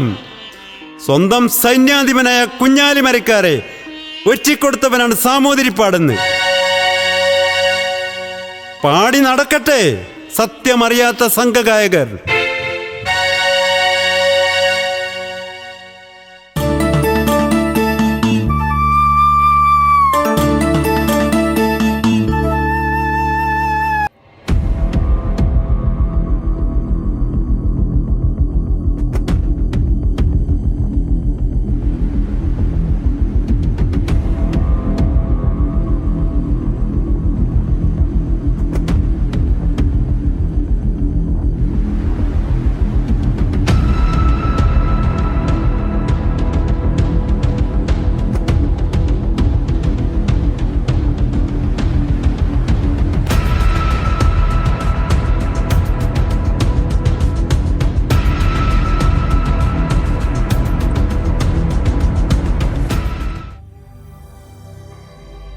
ആസാദ്, സൂക്ഷിക്കണം. കഴുകന്റെ കണ്ണുമായാണ് ബ്രിട്ടീഷ് പട്ടാളം നമ്മെ തിരയുന്നത്. അവരുടെ കണ്ണിൽപ്പെട്ടാൽ തൂക്കുമരമാണ് നമുക്ക് കിട്ടുക. ബഡ്കി സർ, നാം ഒരു തെറ്റും ചെയ്തിട്ടില്ലല്ലോ. സ്വാതന്ത്ര്യം ആഗ്രഹിച്ചുപോയി. അത് തെറ്റാണോ? അതെൻ്റെ അവകാശമല്ലേ? ഓരോ ഇന്ത്യക്കാരൻ്റെയും ജന്മാവകാശം എന്ന് നാം പറയുന്നു. പക്ഷേ ബ്രിട്ടീഷുകാർ അംഗീകരിക്കില്ല. അവരുടെ കാഴ്ചപ്പാടിൽ അവരുടെയൊക്കെ ഷൂ നക്കിത്തുടക്കാൻ വിധിക്കപ്പെട്ടവരാണ് നാം. ഇതിനൊരവസാനം വേണം. സഹന സമരം കൊണ്ട് ഇതൊന്നും സാധ്യമാവുമെന്ന് തോന്നുന്നില്ല. സായുധരായി നാം അവരെ ആക്രമിക്കണം, ആഞ്ഞടിക്കണം, അവരുടെ പതനം വരെ. നമുക്കതിന് കഴിയുമോ? അംഗസംഖ്യയിൽ വളരെ കുറവാണ് നാം. പോരാത്തതിന് അഹിംസാവാദികളുടെ എതിർപ്പും. നാം അഹിംസയ്ക്ക് എതിരല്ലോ. സായുധ വിപ്ലവത്തിലൂടെ സ്വാതന്ത്ര്യത്തിന് വേഗത കൂട്ടുകയല്ലേ? ശരിയാണ്. പക്ഷേ നമ്മളെ അവർ അംഗീകരിക്കണ്ടേ? അംഗീകരിക്കില്ല. കാരണം അവരെന്നും അങ്ങനെയായിരുന്നു. അഹിംസയാണ് ലോകത്തിലെ ഏറ്റവും മൂർച്ചയുള്ള ആയുധമെന്ന് വിശ്വസിക്കുന്നവർ. നാം എന്തിന് ഇവിടെ അടിമകളായി ജീവിക്കണം? ഇത് നമ്മുടെ ജന്മഭൂമിയാണ്. സ്വാതന്ത്ര്യമെന്നത് അമ്മയുടെ മുലപ്പാലിനേക്കാൾ മാധുര്യമുള്ളതാണ്. അത് നിഷേധിക്കുന്നവനെ കാലപുരിക്കയക്കണം. നമുക്ക് ഒരു ജനപിന്തുണയും കിട്ടുന്നില്ല. അത് എന്താണെന്ന് എനിക്ക് മനസ്സിലാവാത്തത്. ഗാന്ധിജി, നെഹ്റു, പട്ടേൽ അവർ നയിക്കുന്ന സമ്മേളനങ്ങളിലേക്കും ജാഥകളിലേക്കും 10,000 ഒഴുകിയെത്തുന്നു. നമുക്ക് മാത്രം. ഭഗത്, അതിന് നാം ആരും ഭരണാധികാരം ആഗ്രഹിച്ചവരല്ലോ. പിന്നെ നാം എന്തിന് ആൾക്കൂട്ടത്തെ ഭയപ്പെടണം? നാം ഈ അടിമച്ചങ്ങളെ പൊട്ടിച്ച് സ്വാതന്ത്ര്യത്തിന്റെ പൊൻവെളിച്ചത്തെ മാത്രം സ്വപ്നം കാണുന്നവർ. ബഡ്കി സർ, എനിക്കൊന്ന് അത്യാവശ്യമായി പുറത്തേക്ക് പോകണം. വളരെ അത്യാവശ്യമുള്ള കാര്യത്തിനാണ്. സൂക്ഷിക്കണം. കഴുകൻ കണ്ണുകളുമായി ബ്രിട്ടീഷ് പട്ടാളമുണ്ടാകും. ഒറ്റുകാരായ ഇന്ത്യക്കാർ.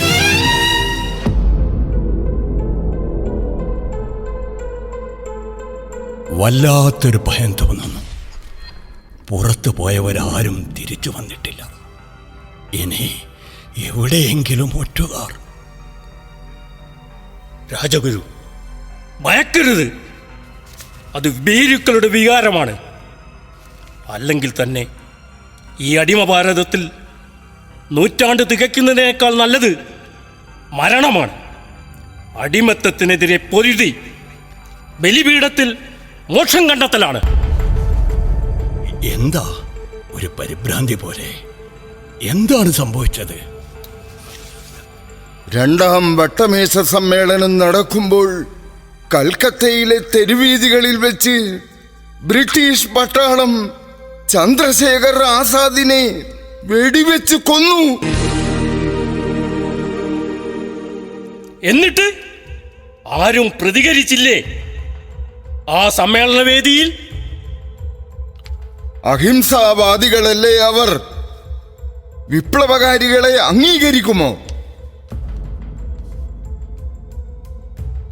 ഇന്ത്യയിലെ 36 കോടി ജനങ്ങളും ആഗ്രഹിക്കുന്നതല്ലേ സ്വാതന്ത്ര്യം? പലരും പല വഴി തേടുന്നു. അതിലെന്താണ് തെറ്റ്?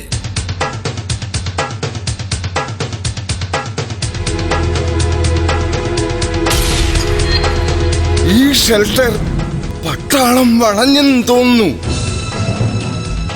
കഴിയുന്നതും വേഗം രക്ഷപ്പെടുക.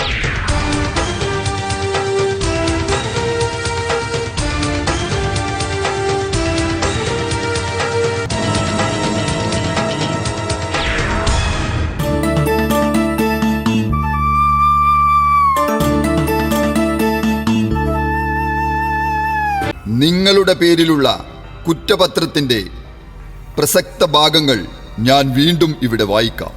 സൂര്യനസ്തമിക്കാത്ത ബ്രിട്ടീഷ് ഭരണത്തിനെതിരെ സായുധ വിപ്ലവം സംഘടിപ്പിക്കുക, പൊതുമുതൽ നശിപ്പിക്കുക, സ്ഫോടക വസ്തുക്കൾ ഉപയോഗിച്ച് ബ്രിട്ടീഷുകാർക്കെതിരെ ആക്രമണം നടത്തുക, ബ്രിട്ടീഷ് പതാക നശിപ്പിച്ച് അവിടെ ഇന്ത്യൻ പതാക ഉയർത്തുക എന്നീ കുറ്റങ്ങൾ നിങ്ങൾക്കെതിരെ ആരോപിക്കപ്പെടുകയും മേൽപ്പറഞ്ഞ കാര്യങ്ങളൊക്കെ നിങ്ങൾ കുറ്റവാളികളാണെന്ന് തെളിഞ്ഞതിനാൽ നിങ്ങളെ രണ്ടുപേരെയും തൂക്കിലേറ്റാൻ കോടതി വിധിച്ചിരിക്കുന്നു. എല്ലാ കുറ്റവും ഞങ്ങൾ ചെയ്തതാണ്. ഞങ്ങൾക്കതിൽ പശ്ചാത്താപവുമില്ല. ഈ ബലിപീഠത്തിൽ ഞങ്ങൾ മോക്ഷം കാണും. ഭാരതാംബയുടെ ചങ്ങല അഴിയുന്നത് കാണാനുള്ള ഭാഗ്യമില്ലാതെ മരണം വരിക്കുന്നതിൽ ഞങ്ങൾക്ക് ദുഃഖമുണ്ട്. ഭഗത് സിംഗ് 21 വയസ്സ്. രാജ്ഗുരു രണ്ടുപേരും സമപ്രായക്കാർ. ജീവിതത്തിന് ഇനിയും ഏറെ ദൂരം ബാക്കി. ഒരു മാപ്പപേക്ഷ എഴുതി കൊടുത്താൽ ഒരുപക്ഷെ തൂക്കുകയറിൽ നിന്നും രക്ഷപ്പെടാം. ഭീരുക്കളല്ല ഇന്ത്യക്കാർ. തൂക്കുകയർ ഞങ്ങൾക്ക് പൂമാല പോലെയാണ്. ബ്രിട്ടീഷുകാരുടെ അവസാന ശ്വാസം നിന്നാലേ ഞങ്ങളുടെ ആത്മാവിന് മോക്ഷം കിട്ടൂ. ചെറുപ്പത്തിന്റെ ആവേശം ചീഫ് വാർഡനോടൊന്ന് പറഞ്ഞാൽ? ചീഫ് വാർഡനെ കണ്ടാൽ മുഖത്ത് നോക്കി ഞങ്ങൾക്കൊന്നേ ചെയ്യാനുള്ളൂ.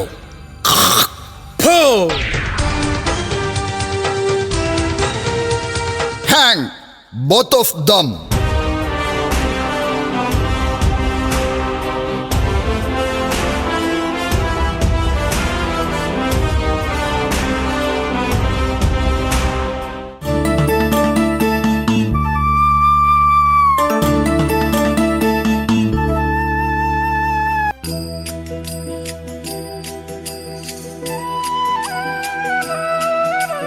रघुपति राघव राजा राम, पतित पावन सीताराम। रघुपति राघव राजा राम, पतित पावन सीताराम। सीताराम सीताराम, भज प्यारे तू सीताराम। सीताराम सीताराम, भज प्यारे तू सीताराम। ईश्वर अल्लाह तेरे नाम, सबको सन्मति दे भगवान।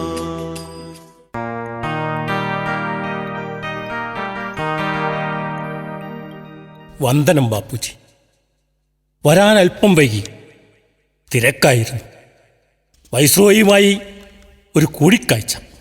അറിയാം, നിങ്ങൾക്കൊക്കെ തിരക്കാണെന്ന്.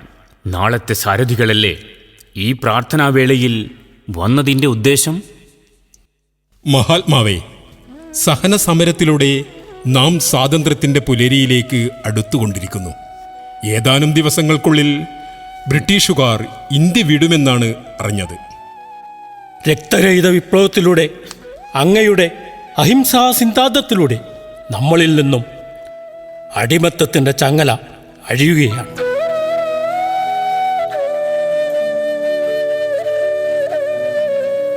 അഹിംസാ സിദ്ധാന്തം ഒന്നുകൊണ്ട് മാത്രമാണോ പണ്ഡിറ്റ്ജി ബ്രിട്ടീഷുകാർ നമുക്ക് സ്വാതന്ത്ര്യം നൽകാൻ തീരുമാനിച്ചത്? ഞാൻ വിശ്വസിക്കുന്നില്ല. പട്ടേലിനറിയാമോ, 21 വയസ്സുപോലും തികയാത്ത ചെറുപ്പക്കാർ കഴുമരത്തിലേറിയിട്ടുണ്ട് ഇന്ത്യയുടെ മോചനത്തിനായി. അവരുടെ മാർഗം പലതായിരിക്കാം, പക്ഷേ ലക്ഷ്യം ഒന്നായിരുന്നു: സ്വാതന്ത്ര്യം.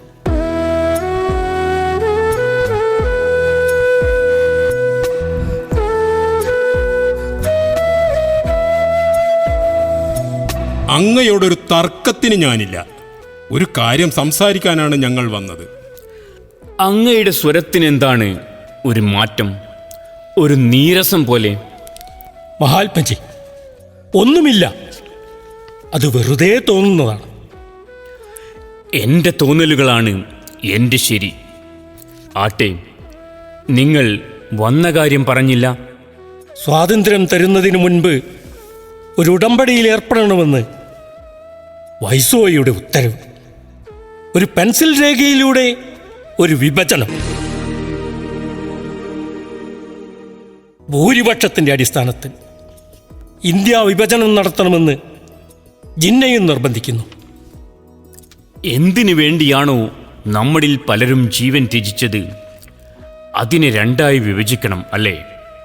അങ്ങനെയായാൽ പിന്നെ ചിറകരിഞ്ഞ ഒരു പക്ഷിയുടെ ചിത്രം പോലെയാകും നമ്മുടെ ഇന്ത്യ. ജിന്നയുടെ നിർബന്ധമാണ് അവർക്കും സ്വാതന്ത്ര്യം വേണമെന്ന്. ആർക്കാരിൽ നിന്ന് സ്വാതന്ത്ര്യം? ന്യൂനപക്ഷത്തിന് ഭൂരിപക്ഷത്തിൽ നിന്നോ, ഭൂരിപക്ഷത്തിന് ന്യൂനപക്ഷത്തിൽ നിന്നോ? മതാടിസ്ഥാനത്തിലുള്ള ഒരു വിഭജനത്തെയും ഞാൻ അംഗീകരിക്കില്ല. ഞാൻ ജിന്നയോട് സംസാരിക്കാം, നമുക്ക് ജിന്നയെ പ്രധാനമന്ത്രിയാക്കാം. പിന്നെ ഒരു വിഭജനത്തിൻ്റെ ആവശ്യം ആരും പറയില്ലല്ലോ. അങ്ങനെ സമ്മതിക്കാൻ ഞങ്ങൾക്ക് ബുദ്ധിമുട്ടാണ്. പ്രധാനമന്ത്രി പദം നെഹ്റുവിന്. അതാണ് ഞങ്ങളുടെ തീരുമാനം. അപ്പോൾ നിങ്ങളെല്ലാം തീരുമാനിച്ചുറപ്പിച്ചു വന്നതാണല്ലേ? പിന്നെ എന്നോടെന്തിന് ചോദ്യങ്ങൾ? എൻ്റെ ഉത്തരത്തിന് ഇവിടെ എന്ത് പ്രസക്തി? അങ്ങ് ഈ അപേക്ഷ അനുവദിക്കണം, ഞങ്ങളെ അനുഗ്രഹിക്കണം. അനുഗ്രഹവും ആശീർവാദവും എപ്പോഴും ഉണ്ടാകും. നിങ്ങൾക്ക് മാത്രമല്ല, ഇന്ത്യയിലെ 36 കോടി ജനങ്ങൾക്കും. വിഭജനത്തിന്റെ കാര്യത്തിൽ അങ്ങൊന്നും പറഞ്ഞില്ല. മതാടിസ്ഥാനത്തിലുള്ള ഒരു വിഭജനത്തെയും ഞാൻ അംഗീകരിക്കില്ല. അതിന് കാരണമുണ്ട്. ഇന്ത്യൻ സ്വാതന്ത്ര്യ സമരത്തിനു വേണ്ടി ഹിന്ദുവും മുസൽമാനും ക്രിസ്ത്യാനിയും സിഖുകാരും പാർസികളും ജൈനരും ഒരുമിച്ച് പടപുരുതി മരിച്ചു വീണിട്ടുണ്ട്. അവരുടെയൊക്കെ ശവശരീരങ്ങൾ ഒന്നിച്ചു കൂട്ടിയിട്ട് കത്തിച്ചിട്ടുണ്ട് ബ്രിട്ടീഷുകാരുടെ കൂലിപ്പട്ടാളം. ആ ചാരക്കുമ്പാരത്തിൽ നിന്ന് ഒരു ഹിന്ദുവിൻ്റെയോ മുസൽമാൻ്റെയോ ക്രിസ്ത്യാനിയുടെയോ സിഖുകാരൻ്റെയോ ചിതാഭസ്മം നിങ്ങൾക്ക് വേർതിരിച്ചെടുത്തു തരാൻ പറ്റുമെങ്കിൽ ഞാൻ ഈ വിഭജനത്തെ അനുകൂലിച്ച് നിങ്ങളോടൊപ്പം മുന്നിൽ നിന്ന് നയിക്കും. അങ്ങക്ക് എന്തു പറ്റി? അങ്ങ് എന്താണ് ഞങ്ങളുടെ അഭിപ്രായത്തോട് യോജിക്കാത്തത്? ഹിമാലയത്തിൻ്റെ അപ്പുറത്തും ഇപ്പുറത്തും ഒരു രക്തച്ചൊരിച്ചിൽ ഞാൻ കാണുന്നു. പലായനത്തിൻ്റെ മുറിപ്പാടുകൾ ദീർഘവീക്ഷണത്തിൽ ഞാൻ കാണുന്നു. അലമുറയിടുന്ന ആൾക്കൂട്ടം, കത്തിപ്പടരുന്ന തീജ്വാലകൾ, ആ ചുവന്ന അഗ്നിനാമ്പുകൾക്കും അപ്പുറം ഞാൻ കാണുന്നു നിഷ്കളങ്കമായ ഭീതിയുടെ മുഖങ്ങൾ. വേണ്ട വേണ്ട, വീണ്ടും ഒരു രക്തച്ചൊരിച്ചിൽ. അത് ഞാൻ അനുവദിക്കില്ല. ഒരു പെൻസിൽ രേഖയിലൂടെ നാം വിഭജിക്കപ്പെട്ടു. ലോകം തമസിന്റെ കരങ്ങളിൽ ഉറങ്ങുമ്പോൾ നാം വിധിയുമായുള്ള ഒരു കൂടിക്കാഴ്ചക്കൊരുങ്ങുകയായിരുന്നു സ്വാതന്ത്ര്യത്തിന്റെ പൊൻവെളിച്ചത്തിലേക്ക്.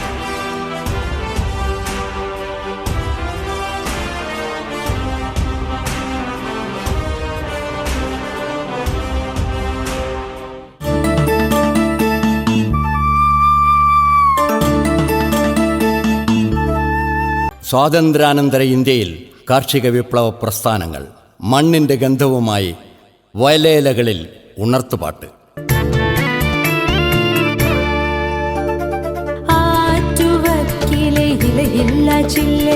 പാടിപ്പറക്കണ പൂങ്കുയിലേ, മുണ്ടകൻ പാടത്തെ നിറമുള്ള കതിരൊക്കെ തമ്പ്രാക്കൾ കൊയ്തോണ്ട് പോയോ പെണ്ണേ, തമ്പ്രാക്കൾ കൊയ്തോണ്ട് പോയോ പെണ്ണേ, പോയോ പെണ്ണേ.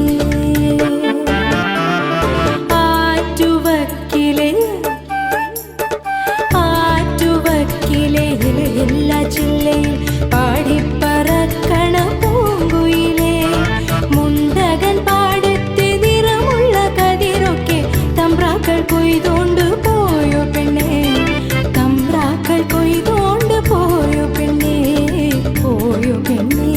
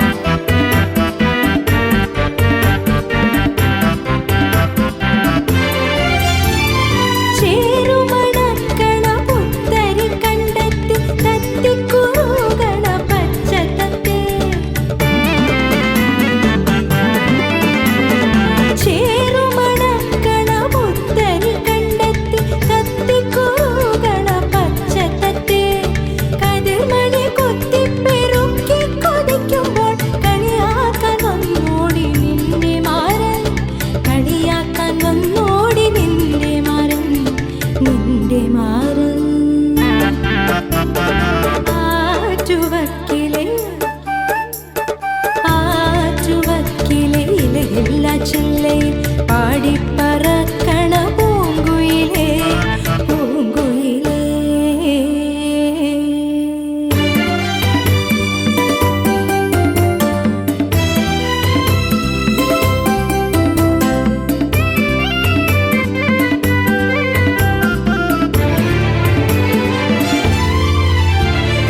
ആമ്പൽ പൂക്കണ കൈതോലത്തോട്ടിൽ മൂളിപ്പറക്കണ മൈനപ്പെണ്ണേ, ആമ്പൽ പൂക്കണ കൈതോലത്തോട്ടിൽ മൂളിപ്പറക്കണ മൈനപ്പെണ്ണേ, പൂവാലിപ്പയ്യന്റെ കൊമ്പിലിരുന്നു നീ പൊന്നാരം പയ്യാരം ചൊല്ലണുണ്ടോ, പൊന്നാരം പയ്യാരം ചൊല്ലണുണ്ടോ, ചൊല്ലണുണ്ടോ.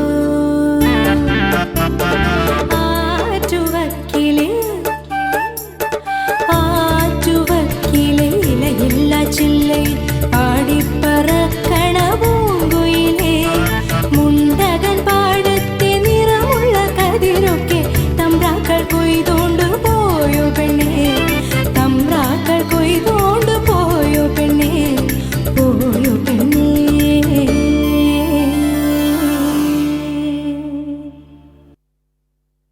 കൊന്നും കൊലവിളിച്ചും കെട്ടിപ്പൊക്കുന്ന വർത്തമാനകാല രാഷ്ട്രീയത്തിൻ്റെ ദുരന്തമുഖങ്ങളിലേക്ക് മതരാഷ്ട്രീയ കൂട്ടുകെട്ടിൻ്റെ പങ്കു കച്ചവടത്തിൻ്റെ പൊള്ളത്തരങ്ങളിലൂടെ വെറുതെയൊരു സഞ്ചാരം.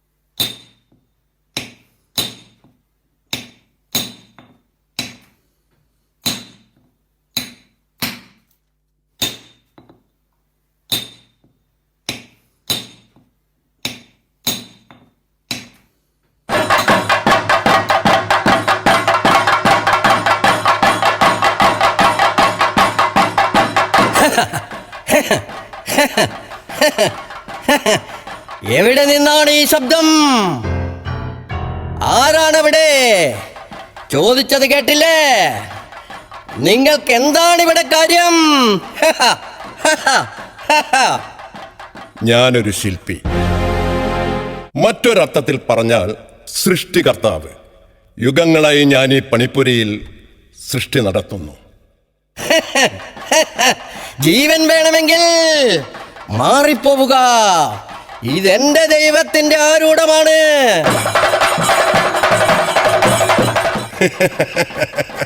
നിന്റെ ദൈവത്തിന്റെ സ്ഥലമോ? അപ്പോൾ നിനക്കായി ഒരു ദൈവമോ? സർവചരാചരങ്ങളെയും നിയന്ത്രിക്കുന്ന ഒരു പ്രപഞ്ച ശക്തിയാണ് ദൈവം എന്നാണ് എൻ്റെ അറിവ്.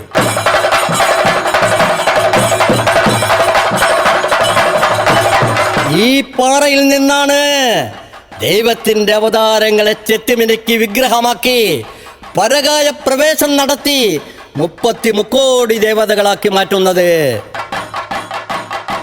അത് ആചാരാനുഷ്ഠാന വിശ്വാസങ്ങൾ. ദൈവത്തിന് രൂപങ്ങളില്ല. അവ ആത്മാവിന്റെ അദൃശ്യതയിലാണ് നിലകൊള്ളുന്നത്.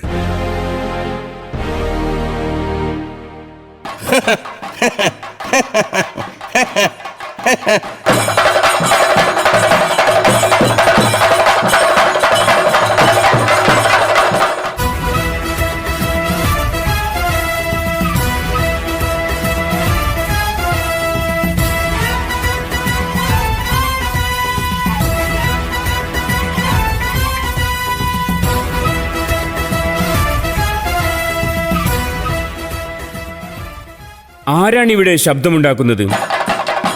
ഞാനാണ് ദൈവത്തിന്റെ പ്രവാചകൻ. ദൈവത്തിനും പ്രവാചകനോ? ഞാൻ അറിഞ്ഞിടത്തോളം ദൈവം തന്നെ ഒരു പ്രവാചകനാണ്.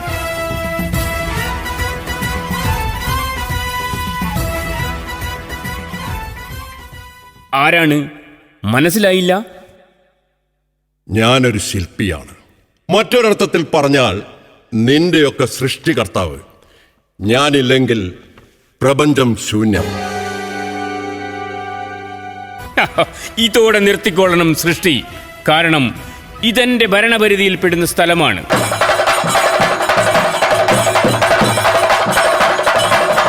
ആരും അവകാശവാദം ഉന്നയിക്കേണ്ട. ഇതെന്റെ ദൈവത്തിന്റെ സ്ഥലമാണ്. ഇവിടെ അവകാശം സ്ഥാപിക്കാൻ വന്നാൽ വിട്ടു തരില്ല ഞങ്ങൾ.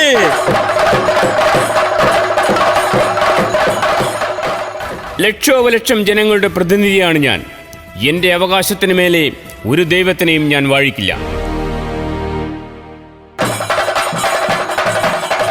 വിശ്വാസങ്ങളെ വ്രണപ്പെടുത്താൻ ശ്രമിച്ചാൽ നോക്കി നിൽക്കില്ല ഞങ്ങൾ.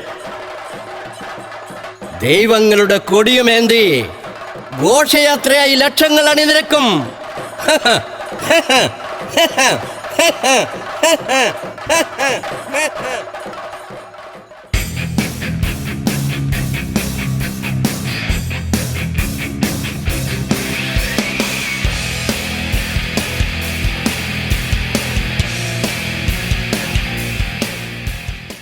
ആരാണ് നിങ്ങൾ? നിങ്ങൾക്കിവിടെ എന്താണ് കാര്യം? ഞാൻ ചാണക്യൻ. ഓ, മനസ്സിലായി മനസ്സിലായി. പണ്ട് അർത്ഥശാസ്ത്രം എഴുതിയ ചന്ദ്രഗുപ്തന്റെ കണക്കപ്പിള്ള അല്ലേ? അത് കൗടില്യൻ എന്ന ചാണക്യൻ. ഞാൻ ഈ ആധുനിക ലോകത്തിലെ അസ്വസ്ഥനായ തൊഴിൽ രഹിതനായ ഒരു ചെറുപ്പക്കാരൻ. ചാണക്യൻ എൻ്റെ തൂലികാനാമമാണ്. കണ്ടോ കണ്ടോ, ഇതാണ് നിങ്ങളുടെ രാഷ്ട്രീയ പാപ്പരത്വം. ഇവിടെ ആർക്കാണ് തൊഴിലില്ലാത്തത്? ഇവിടെ തൊഴിലെടുക്കാൻ അന്യസംസ്ഥാനങ്ങളിൽ നിന്നും ആളുകളെ ഇറക്കുമതി ചെയ്യുന്നു. നിങ്ങളിവിടെ മദ്യത്തിൻ്റെയും മയക്കുമരുന്നിൻ്റെയും ലോകത്തിൽ സ്വപ്നസഞ്ചാരികളാകുന്നു.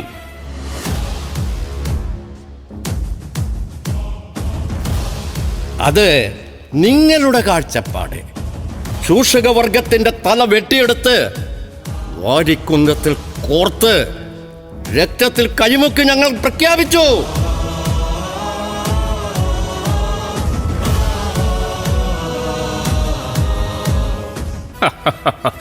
മനസ്സിലായി മനസ്സിലായി.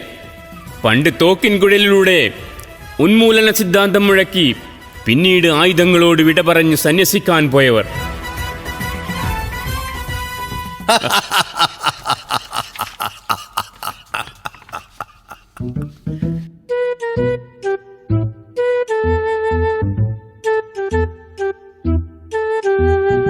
ആരാണ്? മനസ്സിലായില്ല.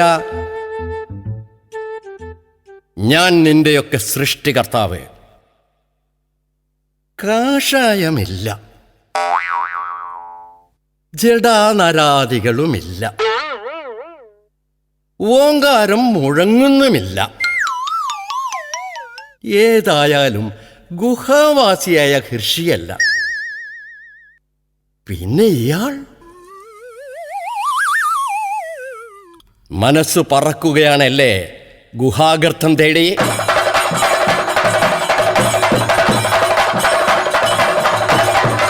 എല്ലാവരും പോയിക്കോ, അവർ വരുന്നുണ്ട്. നിങ്ങളെ കണ്ടാൽ ഒന്നും സംഭവിക്കില്ല. എന്റെ കയ്യിലെ കളിപ്പാവകളാണവർ.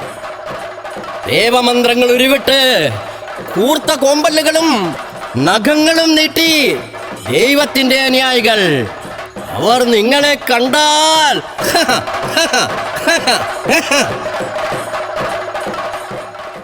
ഒന്നും സംഭവിക്കില്ല. കാരണം ഞങ്ങളും അവരും ഒരേ തൂവൽ പക്ഷികളാണ്. എനിക്ക് അത്യാവശ്യമായി ഒരു മീറ്റിംഗ് ഉണ്ട്. ഞാൻ തിരിച്ചെത്തുമ്പോഴേക്കും ഒരാളെപ്പോലും കണ്ടുപോകരുത് ഇവിടെ.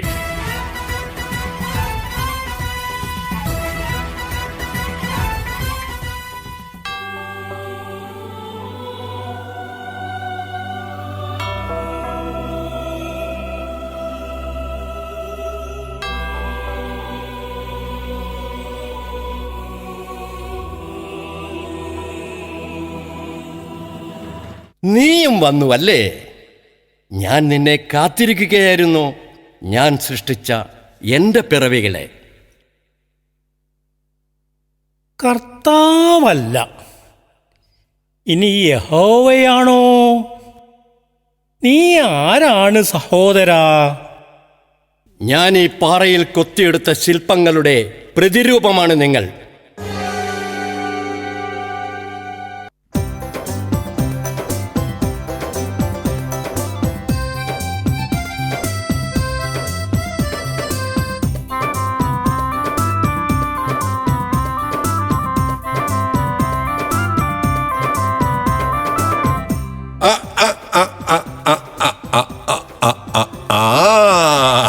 ഹലഹലായ എല്ലാ പടപ്പുകളും ഉണ്ടല്ലോ ഇവിടാ.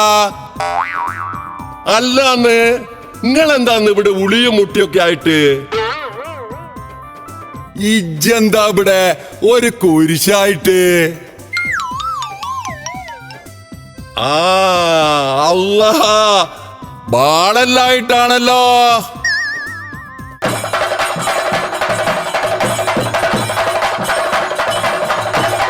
ഇവിടെ അശുദ്ധമാക്കരുത്. എന്റെ ദൈവത്തിന്റെ ഇരിപ്പിടമാണിത്.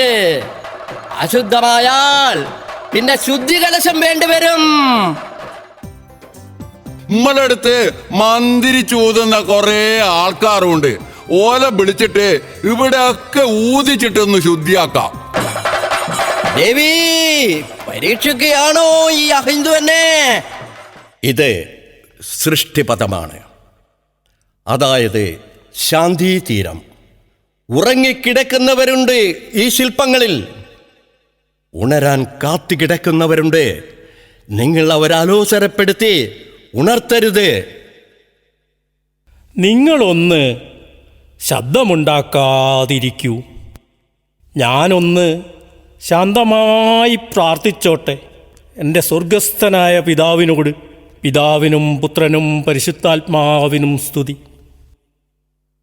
ലോക സമസ്ത സുഖിനോ ഭവന്തു എന്ന ജപമന്ത്രത്തിന് പകരം നീ നിന്റേതായ ജപമന്ത്രങ്ങൾ ഉരുവിടുന്നു.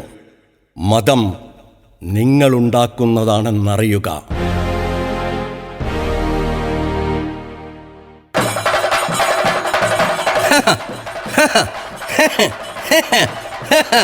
ഒരു മൂന്നാം വേദക്കാരന്റെ സ്തുതി എന്റെ ദൈവത്തിന് വേണ്ട.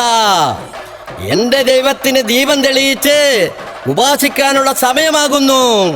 ഘോഷയാത്രയുമായി അവരിപ്പോഴെത്തും.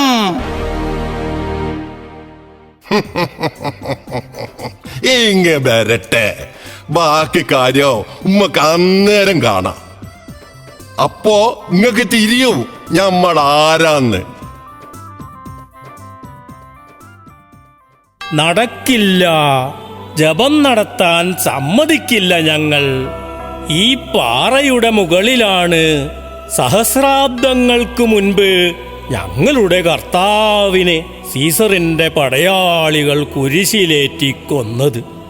അതിനാൽ ഇത് ഞങ്ങളുടെ ഗാൽഗുദാ മലയാകുന്നു. ഈ പാറയിടക്കിലോ ഗുഹയെന്നാണ് ഞങ്ങളുടെ പ്രവാചകന് ബോധോദയം ഉണ്ടായതും വിശുദ്ധ ഗ്രന്ഥം പിറന്നതും. അതിനാൽ തന്നെ ഈ പാറ ഞങ്ങളുടെ വിശുദ്ധ സ്ഥലമാണ്.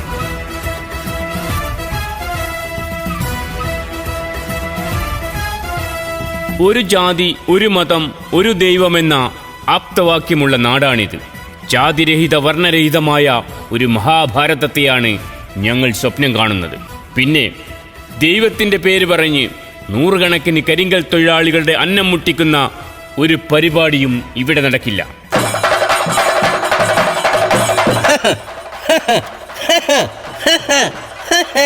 നിങ്ങളുടെ തന്ത്രങ്ങളൊന്നും നടക്കില്ല.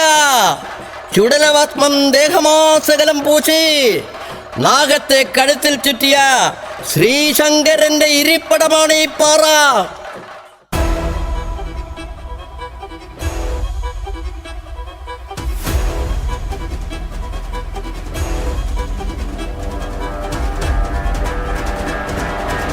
നിർത്തൂ നിങ്ങളുടെ ജൽപ്പനങ്ങൾ. ഇത് പരിപാവനമായ പിറവിയുടെ ഭൂമികയാണ്. പിറക്കുന്നത് മനനം ചെയ്യുന്നവൻ്റെ ജന്മമായി, വളരുന്നത് വർണ്ണവർഗങ്ങളായി. ഒന്നറിയുക, ഞാൻ തന്നെയാണ് യഹോവയും അള്ളാഹുവും ആദിപരാശക്തിയും. ഞാൻ തന്നെയാണ് സൃഷ്ടിയും സ്ഥിതിയും സംഹാരവും.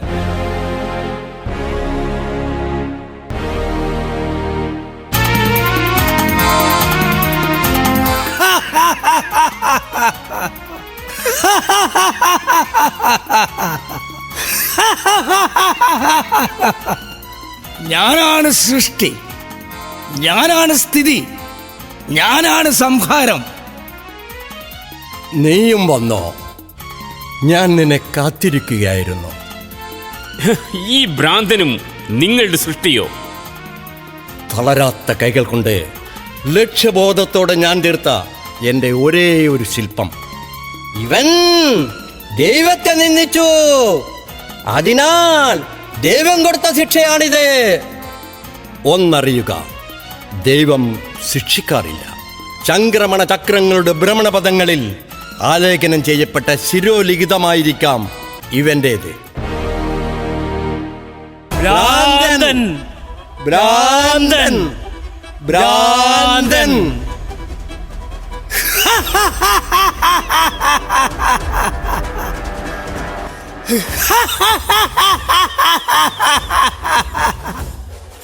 അതെ, എനിക്ക് ഭ്രാന്താണ്. ഭ്രാന്ത് പിടിക്കാത്ത ഈ ചങ്ങലയുടെ കിലുക്കം നിങ്ങളുടെ തത്വശാസ്ത്രങ്ങളിൽ എവിടെയെങ്കിലും അസ്വാസ്ഥങ്ങൾ സൃഷ്ടിക്കുന്നുണ്ടോ? എങ്കിൽ നിങ്ങൾക്കും ഭ്രാന്താണ്, നിങ്ങൾക്കും ഭ്രാന്താണ്, നിങ്ങൾക്കും നിങ്ങൾക്കും നിങ്ങൾക്കും.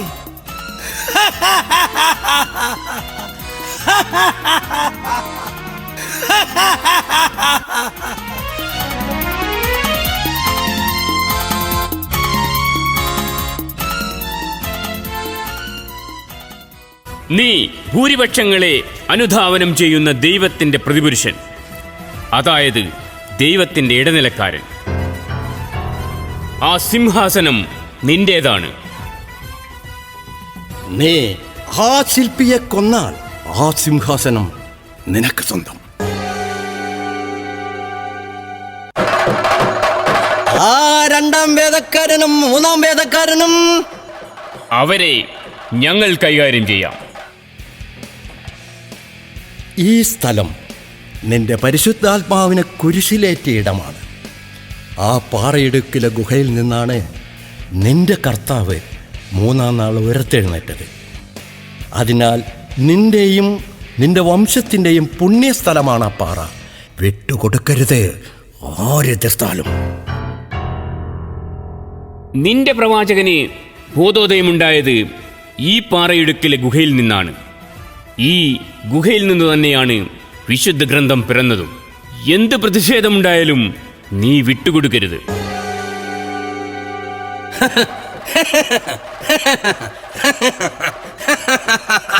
വേണ്ട വേണ്ട, അത് തീക്കളിയാണ്.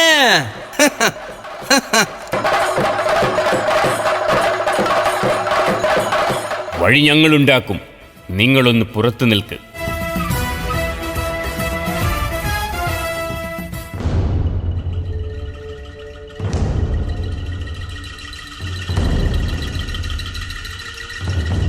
ഈ 3 മതങ്ങളും ശക്തരാണ്. പരസ്പരം കൊമ്പ് കോർത്ത് മരിക്കണം അവർ. അതിന് നാം അവരെ നേർച്ചക്കാളകളാക്കണം. മതങ്ങൾ കൊല്ലട്ടെ ആ സൃഷ്ടികർത്താവിനെ, എന്നിട്ട് നമുക്ക് നക്കിക്കുടിക്കാം ഖണ്ഡനാളത്തിൽ നിന്നും ഒലിച്ചിറങ്ങുന്ന രക്തത്തുള്ളികളെ ഒരു ചെന്നായയുടെ കൗശലത്തോടെ. നിങ്ങൾ 3 പേരും ചേർന്ന് ആ ശില്പിയെ കൊല്ലണം. പിന്നെ ശില്പിയുടെ പണിപ്പുര നിങ്ങൾക്ക് സ്വന്തം. കൊല്ല്. സൃഷ്ടി എന്ന് അവകാശപ്പെടുന്ന ആ ശില്പിയെ കൊല്ല്. കൊല്ല്. കൊല്ല്. കൊല്ലവനെ. കൊല്ലവനെ. കൊല്ലവനെ. കൊല്ല്. കൊല്ല്. കൊല്ല്. കൊല്ല്.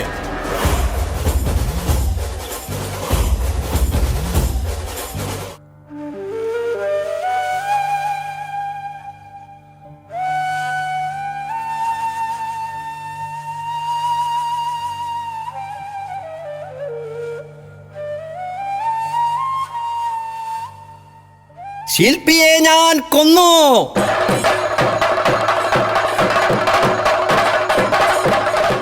ഇനി ആ പാറ എന്റെ ദേവീദേവന്മാരുടെ ആരൂഢം. നടക്കില്ല സഹോദരാ, നടക്കില്ല. കർത്താവ് തമ്പുരാന്റെ കുരിശു ഞാൻ കാണുന്നു ആ പാറമുകളിൽ.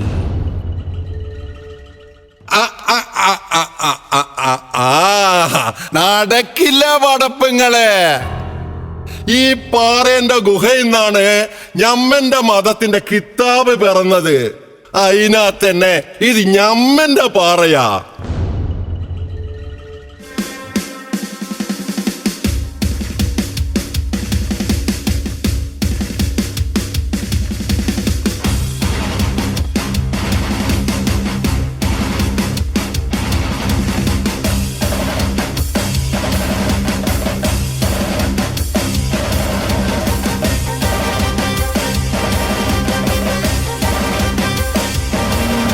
ഇനി നമുക്ക് ഊട്ടിയുറപ്പിക്കാം മതസൗഹാർദ്ദങ്ങൾ. മരിച്ചു വീണ ഇവരുടെ ശവങ്ങൾക്കുമേലെ അമ്പലവും പള്ളിയും ചർച്ചുകളും പണിതുയർത്തി.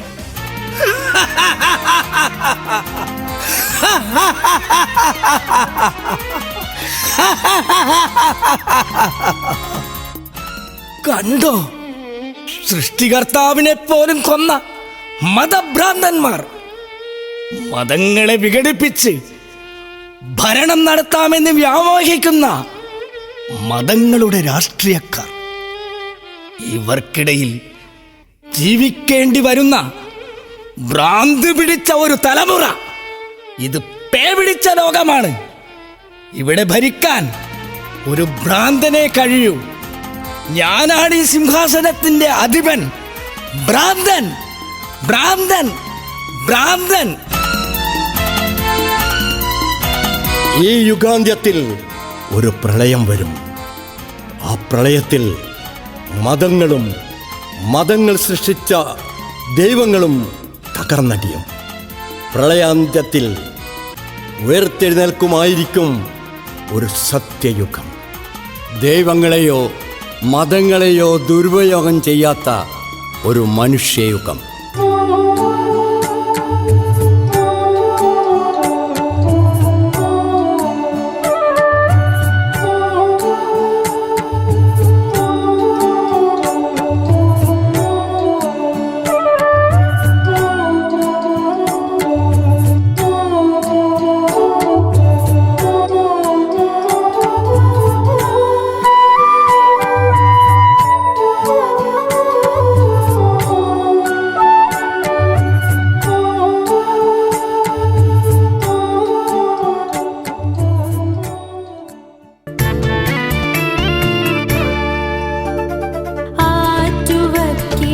ഇലയില്ല ചില്ലയിൽ പാടിപ്പറക്കണ പൂങ്കുയിലേ മുണ്ടകൻ പാടത്തെ നിറമുള്ള കതിരൊക്കെ തമ്പ്രാക്കൾ കൊയ്തോണ്ട് പോയോ പെണ്ണേ തമ്പ്രാക്കൾ കൊയ്തോണ്ട് പോയോ പെണ്ണേ പോയോ പെണ്ണേ